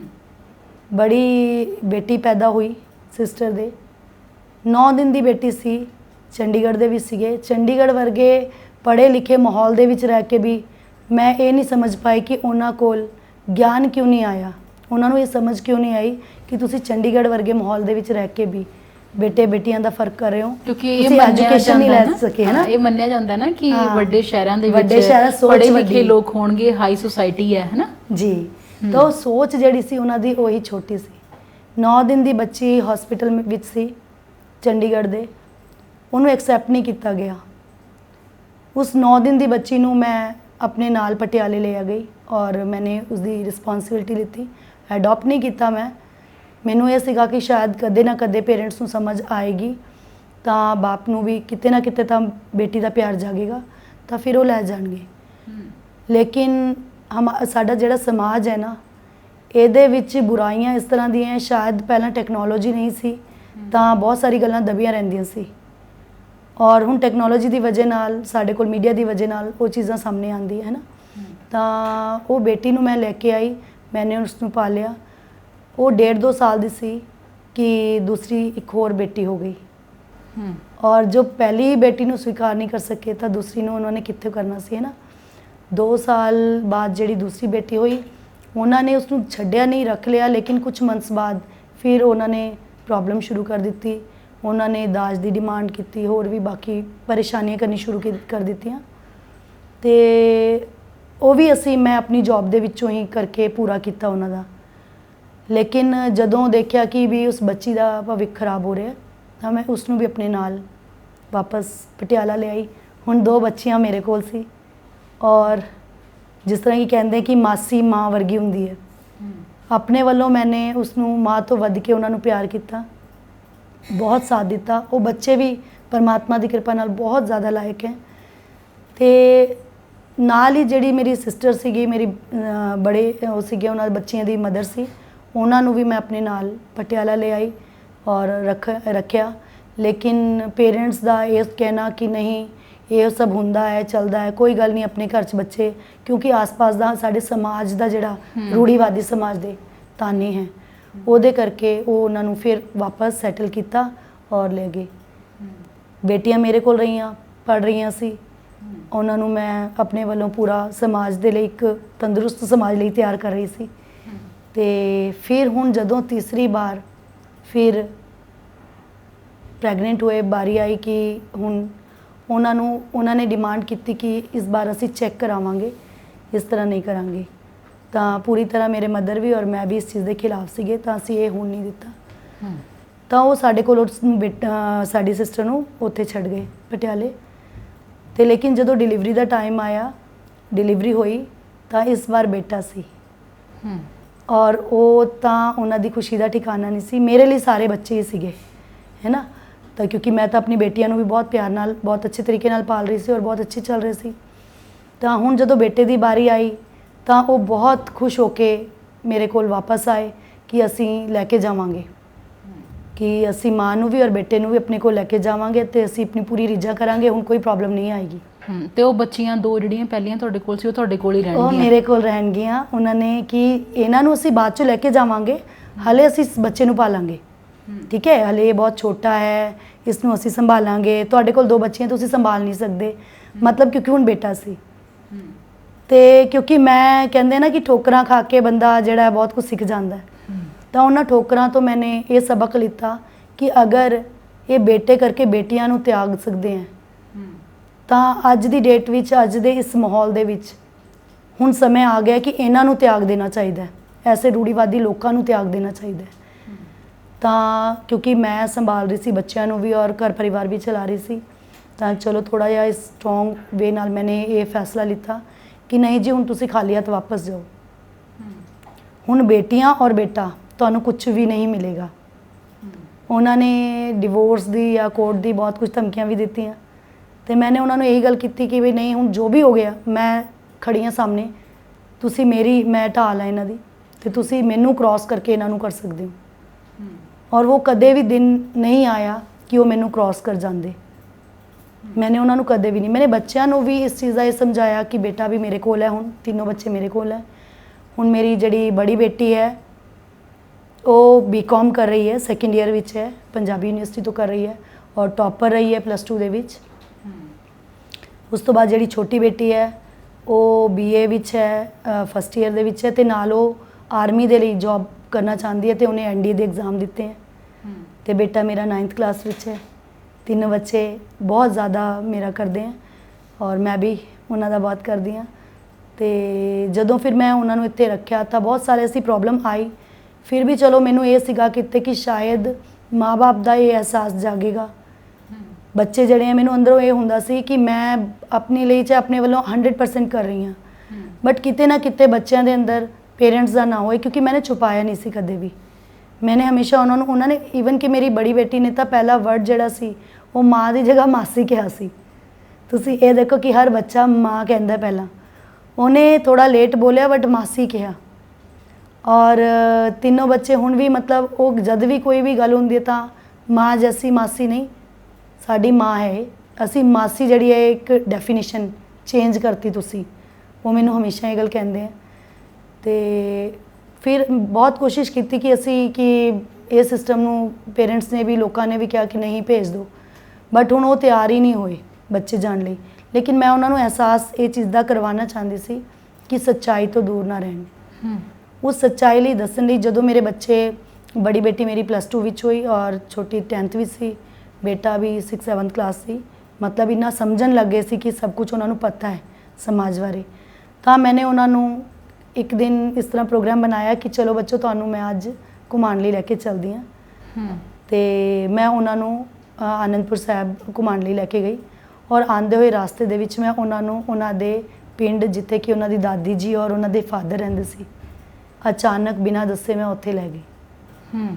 ਔਰ ਮੈਂ ਉਹਨਾਂ ਦੇ ਘਰ ਦੇ ਵਿੱਚ ਜਾ ਕਰ ਉਹਨਾਂ ਨੂੰ ਦੱਸਿਆ ਬੱਚਿਆਂ ਨੂੰ ਕਿ ਇਹ ਤੁਹਾਡੀ ਦਾਦੀ ਹੈ, ਇਹ ਤੁਹਾਡੇ ਉਹ ਫਾਦਰ ਹੈ ਜਦੋਂ ਤੁਹਾਨੂੰ ਜਿਨ੍ਹਾਂ ਨੇ ਐਕਸੈਪਟ ਨਹੀਂ ਕੀਤਾ ਸੀ, ਪਰ ਅੱਜ ਤੁਸੀਂ ਸਮਝਦਾਰ ਹੋ ਔਰ ਮੈਂ ਇਸ ਲਈ ਲੈ ਕੇ ਆਈ ਹਾਂ। ਅੱਜ ਤੁਸੀਂ ਫੈਸਲਾ ਕਰ ਸਕਦੇ ਹੋ, ਤੁਸੀਂ ਇੱਥੇ ਰਹਿਣਾ ਚਾਹੁੰਦੇ ਤਾਂ ਰਹੋ, ਪਰ ਇਹ ਉਹ ਬੰਦੇ ਹੈ ਜਿਨ੍ਹਾਂ ਨੇ ਤੁਹਾਨੂੰ ਤਿਆਗ ਦਿੱਤਾ ਸੀ। ਹੋ ਸਕਦਾ ਤੁਸੀਂ ਕਿਤੇ ਗਾਰਬੇਜ ਰੈਗ ਪਿਕਿੰਗ ਦੇ ਵਿੱਚ ਹੁੰਦੇ, ਕਿਸੇ ਅਨਾਥ ਆਸ਼ਰਮ 'ਚ ਹੁੰਦੇ, ਜਾਂ ਤੁਹਾਨੂੰ ਕਿਸੇ ਵੀ ਹੱਥਾਂ ਵਿੱਚ ਹੋ ਸਕਦੇ ਸੀ, ਹੈ ਨਾ, ਫਿਊਚਰ ਤੁਹਾਡਾ ਖਤਮ ਹੋ ਜਾਂਦਾ। ਤਾਂ ਲੇਕਿਨ ਫਿਰ ਵੀ ਮੈਂ ਕਹਿੰਦੀ ਕਿ ਮਾਂ-ਬਾਪ ਤੋਂ ਉੱਪਰ ਕੁਝ ਨਹੀਂ ਹੁੰਦਾ, ਕਿਉਂਕਿ ਮੈਂ ਖੁਦ ਵੀ ਆਪਣੇ ਪੇਰੈਂਟਸ ਨੂੰ ਬਹੁਤ ਮੰਨਦੀ ਹਾਂ। ਤਾਂ ਇਹ ਫੈਸਲਾ ਤੁਹਾਡਾ ਹੈ। ਈਵਨ ਕਿ ਮੈਂ ਉਹਨਾਂ ਦੇ ਘਰ ਗਈ ਹਾਂ ਤਾਂ ਉਹਨਾਂ ਦਾ ਖਾਣਾ ਤੱਕ ਵੀ ਅਸੀਂ ਨਹੀਂ ਖਾਇਆ। ਸ਼ਾਮ ਵੇਲੇ ਗਏ ਹਾਂ, ਰਾਤ ਨੂੰ ਅਸੀਂ ਉੱਥੇ ਰੁਕੇ ਹਾਂ। ਮੈਂ ਉਹਨਾਂ ਦੇ ਇੱਕ ਰੂਮ ਵਿੱਚ ਇਹ ਕਹਿ ਕੇ ਬੱਚਿਆਂ ਨੂੰ ਕਿ ਤੁਹਾਡਾ ਰਾਈਟ ਹੈ, ਤੁਹਾਨੂੰ ਕੋਈ ਨਹੀਂ ਕੱਢ ਸਕਦਾ, ਔਰ ਉਹ ਦੁਬਕ ਕੇ ਆਪਣੇ ਇੱਕ ਰੂਮ ਵਿੱਚ ਹੋ ਗਏ ਇਕੱਠੇ, ਮਤਲਬ ਸਾਰੇ ਇੱਕ ਰੂਮ ਚਲੇ ਗਏ। ਇੱਕ ਡਰ, ਇੱਕ ਖੌਫ ਉਹਨਾਂ ਦੇ ਅੰਦਰ ਇਹ ਸੀ ਕਿ ਪਤਾ ਨਹੀਂ ਮੈਂ ਕੀ ਕਰ ਦੂੰਗੀ, ਜਦ ਕਿ मैंने ਇੰਨੇ ਲੰਬੇ ਟਾਈਮ 'ਚ ਕੋਈ ਪੁਲਿਸ, ਕੋਈ ਕਾਰਵਾਈ, ਕਿਸੇ ਗਵਰਨਮੈਂਟ ਦੀ ਕੋਈ ਹੈਲਪ ਨਹੀਂ ਲਿੱਤੀ ਸੀ। ਬਟ ਉਹ ਮੇਰੀ ਜਿਹੜੀ ਸੱਚਾਈ ਸੀ, ਜਿਹੜੇ ਮੇਰੇ ਗਰਡ ਸੀਗੇ ਕਿ ਵੀ ਕੋਈ ਮੇਰੇ ਬੱਚਿਆਂ ਨੂੰ ਕੁਝ ਕਹਿ ਨਹੀਂ ਸਕਦਾ, ਪ੍ਰੋਟੈਕਸ਼ਨ, ਉਹ ਸਦਕਾ ਮਤਲਬ ਉਹਨਾਂ ਦੇ ਅੰਦਰ ਪਤਾ ਨਹੀਂ ਕਿਸ ਚੀਜ਼ ਦਾ ਖੌਫ ਸੀ ਔਰ ਉਹਨਾਂ 'ਚੋਂ ਕੋਈ ਨਹੀਂ ਬੋਲਿਆ। मैंने ਬੱਚਿਆਂ ਲਈ ਬਾਹਰੋਂ ਖਾਣਾ ਮੰਗਵਾਇਆ, ਉਹਨਾਂ ਨੂੰ ਖਾਣਾ ਖਿਲਾਇਆ, ਉਹਨਾਂ ਨੂੰ ਉੱਥੇ ਪੂਰੀ ਰਾਤ ਰੱਖਿਆ, ਉਹਨਾਂ ਨੂੰ ਉੱਥੇ ਦਾ ਮਾਹੌਲ ਦਿਖਾਇਆ ਕਿ ਬੇਟਾ ਅਗਰ ਮੈਂ ਇੱਥੇ ਛੱਡ ਵੀ ਦਿੰਦੀ ਜ਼ਬਰਦਸਤੀ ਲੋਕਾਂ ਦੇ ਡਰ ਨਾਲ ਤਾਂ ਤੁਹਾਡੀ ਜ਼ਿੰਦਗੀ ਇਹ ਹੋ ਕੇ ਰਹਿ ਜਾਣੀ ਸੀ। ਈਵਨ ਕਿ ਤੁਹਾਡੀ ਸਟੱਡੀ ਵੀ ਸ਼ਾਇਦ ਕੰਪਲੀਟ ਹੁੰਦੀ ਕਿ ਨਾ ਹੁੰਦੀ, ਹੈ ਨਾ। ਤੁਸੀਂ ਸਮਾਜ ਦੇ ਵਿੱਚ ਜੋ ਇਹ ਛੋਟੀ ਸੋਚ ਵਾਲੇ ਲੋਕ ਹੈ ਨਾ, ਇਹਨਾਂ ਦੇ ਮਾਹੌਲ ਵਿੱਚ ਰਹਿ ਕੇ ਸ਼ਾਇਦ ਤੁਸੀਂ ਵੀ ਇਹੀ ਬਣ ਜਾਂਦੇ ਔਰ ਸਾਡਾ ਸਮਾਜ ਅੱਗੇ ਤੋਂ ਅੱਗੇ ਇਹ ਰੂੜੀਵਾਦੀ ਇਹੀ ਚੱਲਦਾ, ਇਹੀ ਸੋਚ ਰਹਿ ਜਾਂਦੀ ਜੀ। ਤੇ ਉਹ ਚੀਜ਼ ਬੱਚਿਆਂ ਨੂੰ ਇੰਨਾ ਅਸਰ ਹੋਇਆ ਕਿ ਉਹਨਾਂ ਨੇ ਅੱਜ ਤੱਕ ਕਦੇ ਉਹਨੂੰ ਫਾਦਰ ਕਹਿ ਕੇ ਨਹੀਂ ਬੁਲਾਇਆ, ਕਦੇ ਪਿਤਾ ਕਹਿ ਕੇ ਨਹੀਂ ਬੁਲਾਇਆ, ਕਦੇ ਵੀ ਉਹਨਾਂ ਨੇ ਬਹੁਤ ਕੋਸ਼ਿਸ਼ ਕੀਤੀ। ਔਰ ਇਸ ਦੌਰ ਦੇ ਵਿੱਚ ਮੈਨੇ ਸਿਸਟਰ ਦਾ ਡਿਵੋਰਸ ਵੀ ਨਹੀਂ ਹੋਣ ਦਿੱਤਾ। ਉਹਦੀ ਵੀ ਰੀਜ਼ਨ ਇੱਕ ਸੀ ਕਿ ਚਲੋ ਬੱਚਿਆਂ ਨੂੰ ਤਾਂ ਅਸੀਂ ਸੰਭਾਲ ਰਹੇ ਹਾਂ। ਉਹਨੂੰ ਪੁੱਛਿਆ ਗਿਆ ਸੀ ਵੀ ਤੁਸੀਂ ਅਗਰ ਮੈਰਿਜ ਕਰਵਾਉਣੀ ਕਰਵਾ ਸਕਦੇ ਹੋ ਰੀਮੈਰਿਜ। ਉਹਨੇ ਕਿਹਾ ਕਿ ਮੈਨੇ ਨਹੀਂ ਕਰਵਾਉਣੀ, ਮੈਨੇ ਵੀ ਬੱਚਿਆਂ ਦੇ ਨਾਲ ਰਹਿਣਾ। ਫਿਰ ਮੈਨੂੰ ਇਹ ਖਿਆਲ ਆਇਆ ਕਿ ਅਗਰ ਇਹ ਮੈਰਿਜ ਨਹੀਂ ਕਰਵਾ ਰਹੀ ਹੈ, ਮੈਂ ਮੈਰਿਜ ਨਹੀਂ ਕਰਵਾ ਰਹੀ ਹਾਂ, ਅਸੀਂ ਬੱਚਿਆਂ ਲਈ ਕਰ ਰਹੇ ਹਾਂ, ਤਾਂ ਜੋ ਬੰਦਾ ਗਲਤ ਕਰ ਰਿਹਾ ਹੈ ਉਹ ਆਜ਼ਾਦੀ ਕਿਵੇਂ ਭੁਗਤ ਸਕਦਾ ਹੈ? ਉਹ ਕਿਉਂ ਆਪਣੀ ਜ਼ਿੰਦਗੀ ਆਜ਼ਾਦ ਕਰੇਗਾ ਔਰ ਕਿਸੇ ਹੋਰ ਦੀ ਵੀ ਜ਼ਿੰਦਗੀ ਬਰਬਾਦ ਕਰੇਗਾ? ਜੀ। ਤਾਂ ਮੈंने उसका डिवोर्स नहीं होने ਦਿੱਤਾ। 15 साल बीत गए। ਹੁਣ ਬੱਚੇ ਮੇਰੇ ਬੜੇ ਹੋ ਗਏ हैं, ਬਾਲਿਗ ਹੋ ਰਹੇ हैं, बड़ी बेटी बालिग हो चुकी है। ਤੇ ਹੁਣ ਅਸੀਂ ਡਿਵੋਰਸ ਦੀ ਫਾਈਲ ਲਾ ਦਿੱਤੀ ਹੈ ਤਾਂ ਕਿ ਮੇਰੇ ਬੱਚੇ ਜਿਹੜੇ, ਕਿਉਂਕਿ ਉਹ ਇਹ ਚਾਹੁੰਦੇ ਹੈ ਕਿ ਮਾਸੀ ਜੀ ਤੁਸੀਂ ਹੁਣ ਸਾਨੂੰ ਅਡਾਪਟ ਕਰੋ। ਅਸੀਂ ਆਪਣੇ ਡਾਕੂਮੈਂਟਸ ਦੇ ਵਿੱਚ ਫਾਦਰ ਦਾ ਨਾਮ ਨਹੀਂ ਚਾਹੁੰਦੇ, ਜੋ ਕਿ ਸਾਡੇ ਲਈ ਇੱਕ ਬਹੁਤ, ਸਾਡੇ ਸਮਾਜ ਦਾ ਇੱਕ ਬਹੁਤ ਦੁੱਖ ਭਰੀ ਗੱਲ ਹੈ ਕਿ ਮਾਂ ਪਾਲਦੀ ਹੈ, ਸਿੰਗਲ ਪੇਰੈਂਟ ਹੁੰਦੇ ਹੈ ਜਾਂ ਫਾਦਰ ਕਿਸੇ ਕੰਮ ਦਾ ਵੀ ਨਹੀਂ ਹੁੰਦਾ, ਉਸਨੇ ਐਕਸੈਪਟ ਵੀ ਨਹੀਂ ਕੀਤਾ, ਤਾਂ ਵੀ ਕਾਗਜ਼ਾਂ ਦੇ ਵਿੱਚ ਫਾਦਰ ਦਾ ਨਾਮ ਚੱਲਦਾ ਹੈ। ਇਹ ਇੱਕ ਬਹੁਤ ਦੁਖਦ, ਕਿਉਂਕਿ ਜਿੰਨੀ ਵਾਰ ਉਹ ਫਾਦਰ ਦਾ ਨਾਮ ਲਿਖਿਆ ਜਾਂਦਾ ਹੈ, ਪੁੱਛਿਆ ਜਾਂਦਾ ਕਿਤੇ, ਤਾਂ ਉਹ ਮਾਂ ਜੋ ਕਰ ਰਹੀ ਹੈ ਉਹਦਾ ਨਹੀਂ ਪੁੱਛਿਆ ਜਾਂਦਾ, ਫਾਦਰ ਦਾ ਲਿਖਿਆ ਜਾਂਦਾ ਹੈ, ਤਾਂ ਉਹ ਕਿਤੇ ਨਾ ਕਿਤੇ ਉਹ ਟੀਸ ਬਾਰ-ਬਾਰ ਉੱਠਦੀ ਹੈ, ਉਹ ਦੁੱਖ ਦਿੰਦੀ ਹੈ। ਤਾਂ ਮੈਨੂੰ ਬਹੁਤ ਬੁਰਾ ਲੱਗਦਾ ਹੈ, ਮੈਨੂੰ ਨਹੀਂ ਅੱਛਾ ਲੱਗਦਾ ਹੈ, ਕਿਉਂਕਿ अगर बच्चा अपना ही नाम लिखे, अपना वजूद खुद खड़ा करे, तो क्यों उस माँ बाप का नाम लिखना है, उस फादर का नाम लिखना है जिसने उसने अपनाया ही नहीं। वो फादर किवें हो सकता? फादर तो पिता तो एक साढ़े सिर दे उपर जिहड़ा जिन्ना वड्डा आसमान है जी, इन्नी वड्डी शख्सियत हुंदा है फादर। उहदा साया, उहदा हत्थ ही साडे लई बहुत कुछ हुंदा, चाहे कुछ भी ना करदा, ना कमांदा है ना। ਕਹਿੰਦੇ ਪਿਓ ਨਾ ਸੂਰਜ ਦੀ ਤਰ੍ਹਾਂ ਹੁੰਦਾ ਹੈ ਜੀ, ਉਹ ਗਰਮ ਜ਼ਰੂਰ ਹੁੰਦਾ ਹੈ, ਪਰ ਜੇ ਨਾ ਹੋਏ ਤਾਂ ਸਾਡੀ ਜ਼ਿੰਦਗੀ 'ਚ ਹਨੇਰਾ ਛਾ ਜਾਂਦਾ ਹੈ। ਲੇਕਿਨ ਤੁਸੀਂ ਇਹ ਦੇਖੋ ਕਿ ਮੇਰੇ ਬੱਚਿਆਂ ਦੇ ਸਿਰ ਤੇ ਪਿਤਾ ਦਾ ਸਾਇਆ ਨਹੀਂ ਸੀ, ਤਾਂ ਉਜਿਆਲਾ ਹੋ ਗਿਆ। ਅਗਰ ਕਰਮ ਪ੍ਰਧਾਨ ਹੈ ਜੀ, ਕਰਮ ਪ੍ਰਧਾਨ ਹੈ ਕਿ ਅਗਰ ਉਹ ਪਿਤਾ ਉਹਨਾਂ ਬੱਚਿਆਂ ਦੇ ਨਾਲ ਹੁੰਦਾ ਤਾਂ ਉਹ ਬੱਚੇ ਵੀ ਅੱਜ ਹਨੇਰੇ ਦੀ ਜ਼ਿੰਦਗੀ ਜੀ ਰਹੇ ਹੁੰਦੇ, ਹੈ ਨਾ, ਐਜੂਕੇਸ਼ਨ ਤੋਂ ਦੂਰ ਹੁੰਦੇ ਉਹ ਬੱਚੇ ਅੱਜ ਸਮਾਜ ਦੇ ਵਿੱਚ। ਔਰ ਉਹਨਾਂ ਨੂੰ ਵੀ ਕਹਿਣ ਲੱਗੇ ਸ਼ਰਮ ਨਹੀਂ ਆਉਂਦੀ ਕਿ ਸਾਡੇ ਫਾਦਰ ਨਹੀਂ ਹੈ। ਉਹ ਅੱਗੇ ਦੀ ਅਗਰ ਕੋਈ ਪੁੱਛਦਾ ਵੀ ਹੈ ਤਾਂ ਉਹ ਸਿੱਧਾ ਜਵਾਬ ਦਿੰਦੇ ਹੈ ਕਿ ਸਾਡੀ ਸਭ ਕੁਝ ਮਾਸੀ ਹੈ। ਉਹ ਪ੍ਰਾਊਡ ਕਰਦੇ ਹੈ, ਉਹ ਕਹਿੰਦੇ ਕਿ ਸਾਨੂੰ ਅੱਜ ਸਾਡੇ ਡਾਕੂਮੈਂਟਸ ਦੇ ਵਿੱਚ ਮਾਸੀ ਦਾ ਨਾਮ ਲਿਖਿਆ ਜਾਏ। ਮੈਂ ਇੱਕ ਗੱਲ ਤੁਹਾਡੇ ਤੋਂ ਜ਼ਰੂਰ ਪੁੱਛਣਾ ਚਾਹਾਂਗੀ। ਮੇਰੀ ਜਦੋਂ ਤੁਹਾਡੇ ਨਾਲ ਪਹਿਲੀ ਵਾਰ ਗੱਲ ਹੋਈ ਸੀ, ਹੈ ਨਾ, ਤੁਸੀਂ ਮੈਨੂੰ ਕਿਹਾ ਕਿ ਮੇਰੇ 3 ਬੱਚੇ ਨੇ, ਫਿਰ ਤੁਸੀਂ ਕਿਹਾ ਕਿ ਮੇਰਾ ਵਿਆਹ ਨਹੀਂ ਹੋਇਆ, ਹੈ ਨਾ, ਤੇ ਇੱਕ ਵੱਡੀ ਭੈਣ ਜਿਹੜੀ ਦਹੇਜ ਦੀ ਬਲੀ ਚੜ੍ਹ ਚੁੱਕੀ ਹੈ, ਜਿਹਦੀ ਕੋਈ ਸੁਣਵਾਈ ਨਹੀਂ, ਕੋਈ ਪੈਰਵਾਈ ਨਹੀਂ ਹੋਈ ਕਿਤੇ, ਹੈ ਨਾ, ਤੇ ਦੂਜੀ ਬੇਟੀ ਜਿਹੜੀ ਹੈ ਉਹ ਘਰੇ ਆ ਕੇ ਬੈਠ ਗਈ। ਤੇ ਜਦੋਂ ਤੁਸੀਂ ਇਹ ਫੈਸਲਾ ਲਿਆ ਕਿ ਇਹਨੂੰ ਦੁਬਾਰਾ ਉੱਥੇ ਨਹੀਂ ਭੇਜਣਾ, ਇਹਦੇ ਬੱਚਿਆਂ ਨੂੰ ਵੀ ਮੈਂ ਪਾਲਾਂਗੀ ਤੇ ਮੈਂ ਵਿਆਹ ਨਹੀਂ ਕਰਾਉਣਾ, ਪਰਿਵਾਰ ਨੇ ਇਸ ਚੀਜ਼ ਨੂੰ ਕਿਵੇਂ ਲਿਆ? ਜਿਸ ਤਰ੍ਹਾਂ ਕਿ ਸਾਡਾ ਸਮਾਜ ਹੈ ਮੈਮ, ਉਸ ਤਰ੍ਹਾਂ ਤਾਂ ਪੇਰੈਂਟਸ ਨੇ ਵੀ ਇੱਕ ਵਾਰ ਤਾਂ ਇਹ ਚੀਜ਼ ਲੈਣੀ ਸੀ, ਹੈ ਨਾ, ਨੈਗੇਟਿਵ ਵਿੱਚ ਲੈਣੀ ਸੀ। ਤੇ ਕਿਉਂਕਿ ਪਰਿਵਾਰ ਅਕਸਰ ਲਾਸਟ ਵਿੱਚ, ਮਤਲਬ ਜੇ ਦੇਖਿਆ ਜਾਈਏ ਸਾਡੇ ਵਿਚਾਰਾਂ ਨੂੰ, ਤਾਂ ਅਸੀਂ ਜਿਸ ਸਮਾਜ ਵਿੱਚ ਰਹਿ ਰਹੇ ਹਾਂ, ਹਰ ਕੋਈ ਇੰਨਾ ਜ਼ਿਆਦਾ ਅੱਗੇ ਹੋ ਕੇ ਆਪਣੇ ਫੈਸਲੇ ਖੁਦ ਲੈਣਾ, ਕਹਿਣਾ ਸੌਖਾ ਹੈ, ਜਦੋਂ ਕਰਨ 'ਤੇ ਆਉਂਦੀ ਹੈ ਤਾਂ ਬਹੁਤ ਮੁਸ਼ਕਿਲ ਹੋ ਜਾਂਦਾ ਹੈ, ਕਿਉਂਕਿ ਸਾਨੂੰ ਹਰ ਤਰ੍ਹਾਂ ਦੀ ਚੀਜ਼ਾਂ ਫੇਸ ਕਰਨੀ ਪੈਂਦੀਆਂ। ਤਾਂ ਬਹੁਤ ਸਾਰੀ ਪ੍ਰੋਬਲਮਸ ਆਈ ਸੀ। ਪੇਰੈਂਟਸ ਨੇ ਮੈਨੂੰ ਕਿਹਾ ਵੀ, ਈਵਨ ਕਿ ਉਹ ਰਿਸ਼ਤਾ ਲੈ ਕੇ ਆਏ ਔਰ ਰਿਸ਼ਤਾ ਵੀ ਇਸ ਤਰ੍ਹਾਂ ਹੋ ਚੁੱਕਿਆ ਸੀ। ਇਸ ਵਕਤ ਮੇਰੇ ਫੇਸ 'ਤੇ ਤੁਸੀਂ ਦੇਖ ਰਹੇ ਹੋ ਨਾ ਫੁਲਵਾਰੀ ਦਾ, ਤੇ ਇਹ ਵੀ ਨਹੀਂ ਸੀ ਉਸ ਟਾਈਮ। तो बहुत अच्छी तरह मैं एंकरिंग वगैरह करती सी स्टेजिस ते प्रोग्राम्स वगैरह करती सी। तो इसनू भी मैंने कदे नैगेटिव नहीं लीता, क्योंकि जो भी है परमात्मा रंग है और अज तक इन्नी कृपा है कि मेरे चेहरे नू नहीं मेरे कर्म नू देखा जाता है। तो उस टाइम ये बड़ी प्रॉब्लम आई सी। सब ने कहा कि नहीं इस तरह करके भी सानू लोग कहेंगे। ईवन के जो इन लॉज सीगे सिस्टर दे, उन्होंने जब देखा कि साड़ी कुछ भी नहीं चल रही तो कहते ना कि सियानी बिल्ली खंबा नोचे, कुछ भी नहीं तो समाज दे विच इन्हां दी बुराई कर दी है। तो उन्होंने साडे घर आके साडे मुहल्ले दे विच चिक चिक के कहना शुरू कर दिता कि इन्हां दे माँ बाप बेटियां दी कमाई खांदे हैं। मैंने उन्होंने पलट के कहा कि तुसी अपने बेटियां नूं इस लायक नहीं बनाया कि तुहाडे बेटे तुहानूं कमा के दे सकन। मेरे माँ बाप ने अपनी बेटियां नूं इस लायक बनाया ਕਿ ਉਹ ਕਮਾਈ ਖਾਂਦੇ ਆ, ਅਗਰ ਖਾ ਰਹੇ ਆ ਤਾਂ ਉਹਨਾਂ ਨੇ ਕਮਾਉਣ ਲਈ ਲਾਇਕ ਬਣਾਇਆ ਸਾਨੂੰ, ਠੀਕ ਹੈ। ਕਈ ਵਾਰ ਇਸ ਤਰ੍ਹਾਂ ਕੜਵਾ ਬੋਲਣਾ ਪੈਂਦਾ ਹੈ ਨਾ, ਸਮਾਜ ਦੇ ਵਿੱਚ ਕਿਸੇ ਚੀਜ਼ ਨੂੰ ਰੋਕਣ ਲਈ ਸਾਨੂੰ ਫੋਰਸ ਲਗਾਉਣਾ ਪੈਂਦਾ ਹੈ, ਤੇ ਇਹ ਇੰਨਾ ਸੌਖਾ ਨਹੀਂ ਸੀ, ਬਹੁਤ ਮੁਸ਼ਕਿਲ ਸੀ, ਕੀਤਾ ਮੈਨੇ ਇਹ ਸਭ। ਤੇ ਬਾਕੀ ਬੱਚਿਆਂ ਦੇ ਲਈ ਮੈਨੂੰ ਇਹ ਕਰਨਾ ਫੈਸਲਾ ਬਹੁਤ ਬੜਾ ਸੀ। ਅੱਜ ਵੀ ਜਿਵੇਂ ਕਿ ਤੁਸੀਂ ਕਹਿ ਰਹੇ ਹੋ, ਕਿਉਂਕਿ ਜਦ ਵੀ ਕਿਤੇ ਬਾਹਰ ਜਾਂਦੇ ਆ ਤਾਂ ਮੇਰੇ ਤੋਂ ਇਹੀ ਹੁੰਦਾ ਹੈ ਕਿ ਜਦ ਵੀ ਕੋਈ ਪੁੱਛਦਾ ਹੈ ਕਿ ਤੁਸੀਂ ਕਿੰਨੇ ਬੱਚੇ, ਤਾਂ ਮੈਂ ਇਹੀ ਗੱਲ ਕਰਨੀ ਹੈ। ਪਹਿਲਾਂ ਮੈਂ ਕਹਿੰਦੀ ਕਿ ਵੀ ਮੇਰੇ 3 ਬੱਚੇ ਹੈ ਤਾਂ ਅੱਗੇ ਉਹ ਪੁੱਛਦੇ ਹਸਬੈਂਡ ਕੀ ਕਰਦੇ, ਤਾਂ ਮੈਂ ਕਹਿੰਦੀ ਹਾਂ ਅਨਮੈਰਿਡ ਹੈ। ਮੈਂ ਡਾਇਰੈਕਟ ਇਹ ਗੱਲ ਜਦੋਂ ਕਹਿੰਦੀ ਹਾਂ ਤਾਂ ਸਭ, ਕਿਉਂਕਿ ਸਮਾਜ ਤਾਂ ਸਾਡਾ ਉਹੀ ਹੈ ਨਾ, ਜਜਮੈਂਟਲ ਹੋ ਜਾਂਦੇ ਆ ਨਾ ਅਸੀਂ ਬੜੀ ਜਲਦੀ, ਬਹੁਤ ਕੁਝ, ਮਤਲਬ ਜੋ ਕ੍ਰੀਏਟਿਵ ਨਹੀਂ ਵੀ ਹੈ ਉਹਦੇ ਮਨ ਦੇ ਵਿੱਚ ਵੀ ਬਹੁਤ ਸਾਰੀ ਕ੍ਰੀਏਸ਼ਨਸ ਚੱਲਣ ਲੱਗ ਜਾਂਦੀਆਂ। ਤਾਂ ਕੀ ਤੁਸੀਂ ਮੈਰਿਜ ਨਹੀਂ ਕਰਵਾਈ, ਅਨਮੈਰਿਡ ਹੋ, 3 ਬੱਚੇ। ਫਿਰ ਉਹਨਾਂ ਨੂੰ ਮੈਂ ਦੱਸਦੀ ਹਾਂ ਕਿ ਉਹ 3 ਬੱਚੇ ਜਿਹੜੇ ਹੈ ਉਹ ਮੇਰੀ ਸਿਸਟਰ ਦੇ ਬੱਚੇ ਹੈ, ਬਟ ਉਹ ਮੇਰੇ ਆਪਣੇ ਬੱਚੇ ਹੈ। ਮੇਰੇ ਤੋਂ ਕਿਹਾ ਹੀ ਨਹੀਂ ਜਾਂਦਾ ਕਿ ਉਹ ਸਿਸਟਰ ਦੇ ਬੱਚੇ ਹੈ ਨਾ, ਉਹ ਸਾਡੀ ਬੌਂਡਿੰਗ ਹੋ ਚੁੱਕੀ ਹੈ, ਤਾਂ ਉਹ ਮੈਂ ਕਹਿ ਹੀ ਨਹੀਂ ਪਾਉਂਦੀ ਕਿ ਮੇਰੇ ਬੱਚੇ ਹੈ ਵੀ ਕਿਸੇ ਹੋਰ ਦੇ ਹੈ, ਕਿਉਂਕਿ ਕਾਗਜ਼ਾਂ 'ਚ ਹੈ, ਮੈंने ਇਹ ਨਹੀਂ ਕੀਤਾ ਕਿ ਵੀ ਮੇਰੇ ਬੱਚੇ ਹੈ, ਬਟ ਦਿਲੋਂ ਜਿਹੜਾ ਰਿਸ਼ਤਾ ਹੈ ਉਹ ਇਸ ਤਰ੍ਹਾਂ ਦਾ ਬਣ ਚੁੱਕਿਆ ਹੈ। ਬੱਚੇ ਵੀ ਕਿਤੇ ਬਾਹਰ ਹੈ, ਕੋਈ PTM ਹੈ, ਕਿਤੇ ਵੀ ਕੋਈ ਗੱਲ ਹੁੰਦੀ ਹੈ ਤਾਂ ਉਹਨਾਂ ਦੇ ਮੂੰਹ 'ਚੋਂ ਵੀ ਇਸੇ ਤਰ੍ਹਾਂ ਹੀ ਨਿਕਲਦਾ ਕਿ ਵੀ ਸਾਡੀ ਮਾਸੀ। ਤੁਹਾਡਾ ਜਦੋਂ ਬਚਪਨ ਸੀ ਜੀ, ਨਾ, ਤਾਂ ਜਿਵੇਂ ਤੁਹਾਡੇ ਨਾਲ ਪਹਿਲੀ ਗੱਲ ਹੋਈ, ਤੁਸੀਂ ਕਿਹਾ ਕਿ ਉਸ ਵੇਲੇ ਤੁਹਾਡੇ ਘਰੇ ਮੇਡ ਕੰਮ ਕਰਦੀਆਂ ਸੀ, ਹੈ ਨਾ, ਤੇ ਤੁਸੀਂ ਫਿਰ ਉਹ ਵੀ ਟਾਈਮ ਦੇਖਿਆ ਕਿ ਤੁਹਾਡੇ ਮਦਰ ਨੇ ਲੋਕਾਂ ਦੇ ਘਰੇ ਜਾ ਕੇ ਖਾਣਾ ਬਣਾਇਆ, ਤੁਸੀਂ 500 ਰੁਪਇਆ ਮਹੀਨਾ ਦੀ ਨੌਕਰੀ ਕੀਤੀ। ਐਵੇਂ ਦਾ ਕੀ ਹੋਇਆ ਸੀ ਜ਼ਿੰਦਗੀ 'ਚ? ਔਰ ਇੱਕ ਗੱਲ ਜਿਹੜੀ ਕਿ ਤੁਸੀਂ ਕਹੀ ਸੀ ਕਿ ਅਸੀਂ ਇਹ ਕਹਿ ਕੇ ਘਰ ਤੋਂ ਮੈਂ ਨਿਕਲੀ ਕਿ ਅਸੀਂ ਵਾਪਸ ਕਦੋਂ ਆਵਾਂਗੇ, ਬਿਲਕੁਲ। ਉਹ ਐਵੇਂ ਦਾ ਕੀ ਹੋਇਆ ਸੀ ਕਿ ਤੁਹਾਨੂੰ ਅਚਾਨਕ ਆਪਣਾ ਸਭ ਕੁਝ ਛੱਡ ਕੇ ਆਉਣਾ ਪਿਆ ਉੱਥੋਂ? ਮੈਮ ਦਿੱਲੀ ਦੇ ਵਿੱਚ ਜਿਸ ਤਰ੍ਹਾਂ ਮੈਂ ਦੱਸਿਆ ਤੁਹਾਨੂੰ ਕਿ ਪਾਪਾ ਦਾ ਕੰਮ ਬਹੁਤ ਅੱਛਾ ਸੀ, ਹੌਜ਼ਰੀ ਦਾ ਐਕਸਪੋਰਟ ਦਾ ਬਿਜ਼ਨਸ ਸੀ ਪਾਪਾ ਦਾ, ਯੂਨਿਟਸ ਲੱਗੀਆਂ ਹੋਈਆਂ ਸੀ, ਬਹੁਤ ਸਹੀ ਵਧੀਆ ਚੱਲ ਰਿਹਾ ਸੀ, ਬਟ ਅਸੀਂ ਛੋਟੇ ਸੀ, ਇੰਨੀ ਸਮਝ ਨਹੀਂ ਸੀ, ਮੇਡਸ ਹੁੰਦੀਆਂ ਸੀ ਘਰੇ, ਹਰ ਤਰ੍ਹਾਂ ਦੀ ਸਹੂਲੀਅਤ ਸੀ, ਕੰਮ ਕੀਤਾ ਨਹੀਂ, ਜਾਂ ਸਮੇਂ ਨੇ ਉਹ ਕੰਮ ਦੇ ਲਈ ਅਸੀਂ ਸੀਰੀਅਸ ਹੋ ਜਾਈਏ, ਅਸੀਂ ਜ਼ਿੰਦਗੀ ਨੂੰ ਸੀਰੀਅਸ ਹੋ ਕੇ ਆਪਣੇ ਕਰਮਾਂ ਵੱਲ ਨੂੰ ਹੋਈਏ, ਸ਼ਾਇਦ ਉਸ ਦੇ ਲਈ ਇਹ ਸਾਰੀ ਰਚਨਾ ਜਿਹੜੀ ਹੈ ਉਹ ਕੀਤੀ ਹੋਏ ਪਰਮਾਤਮਾ ਨੇ। ਤਾਂ ਕੋਈ ਵੀ ਸਾਨੂੰ ਇਹ ਸਮਝ ਨਹੀਂ ਸੀ ਕਿ ਕੀ ਕੁਝ ਹੋਏਗਾ ਐਵੇਂ।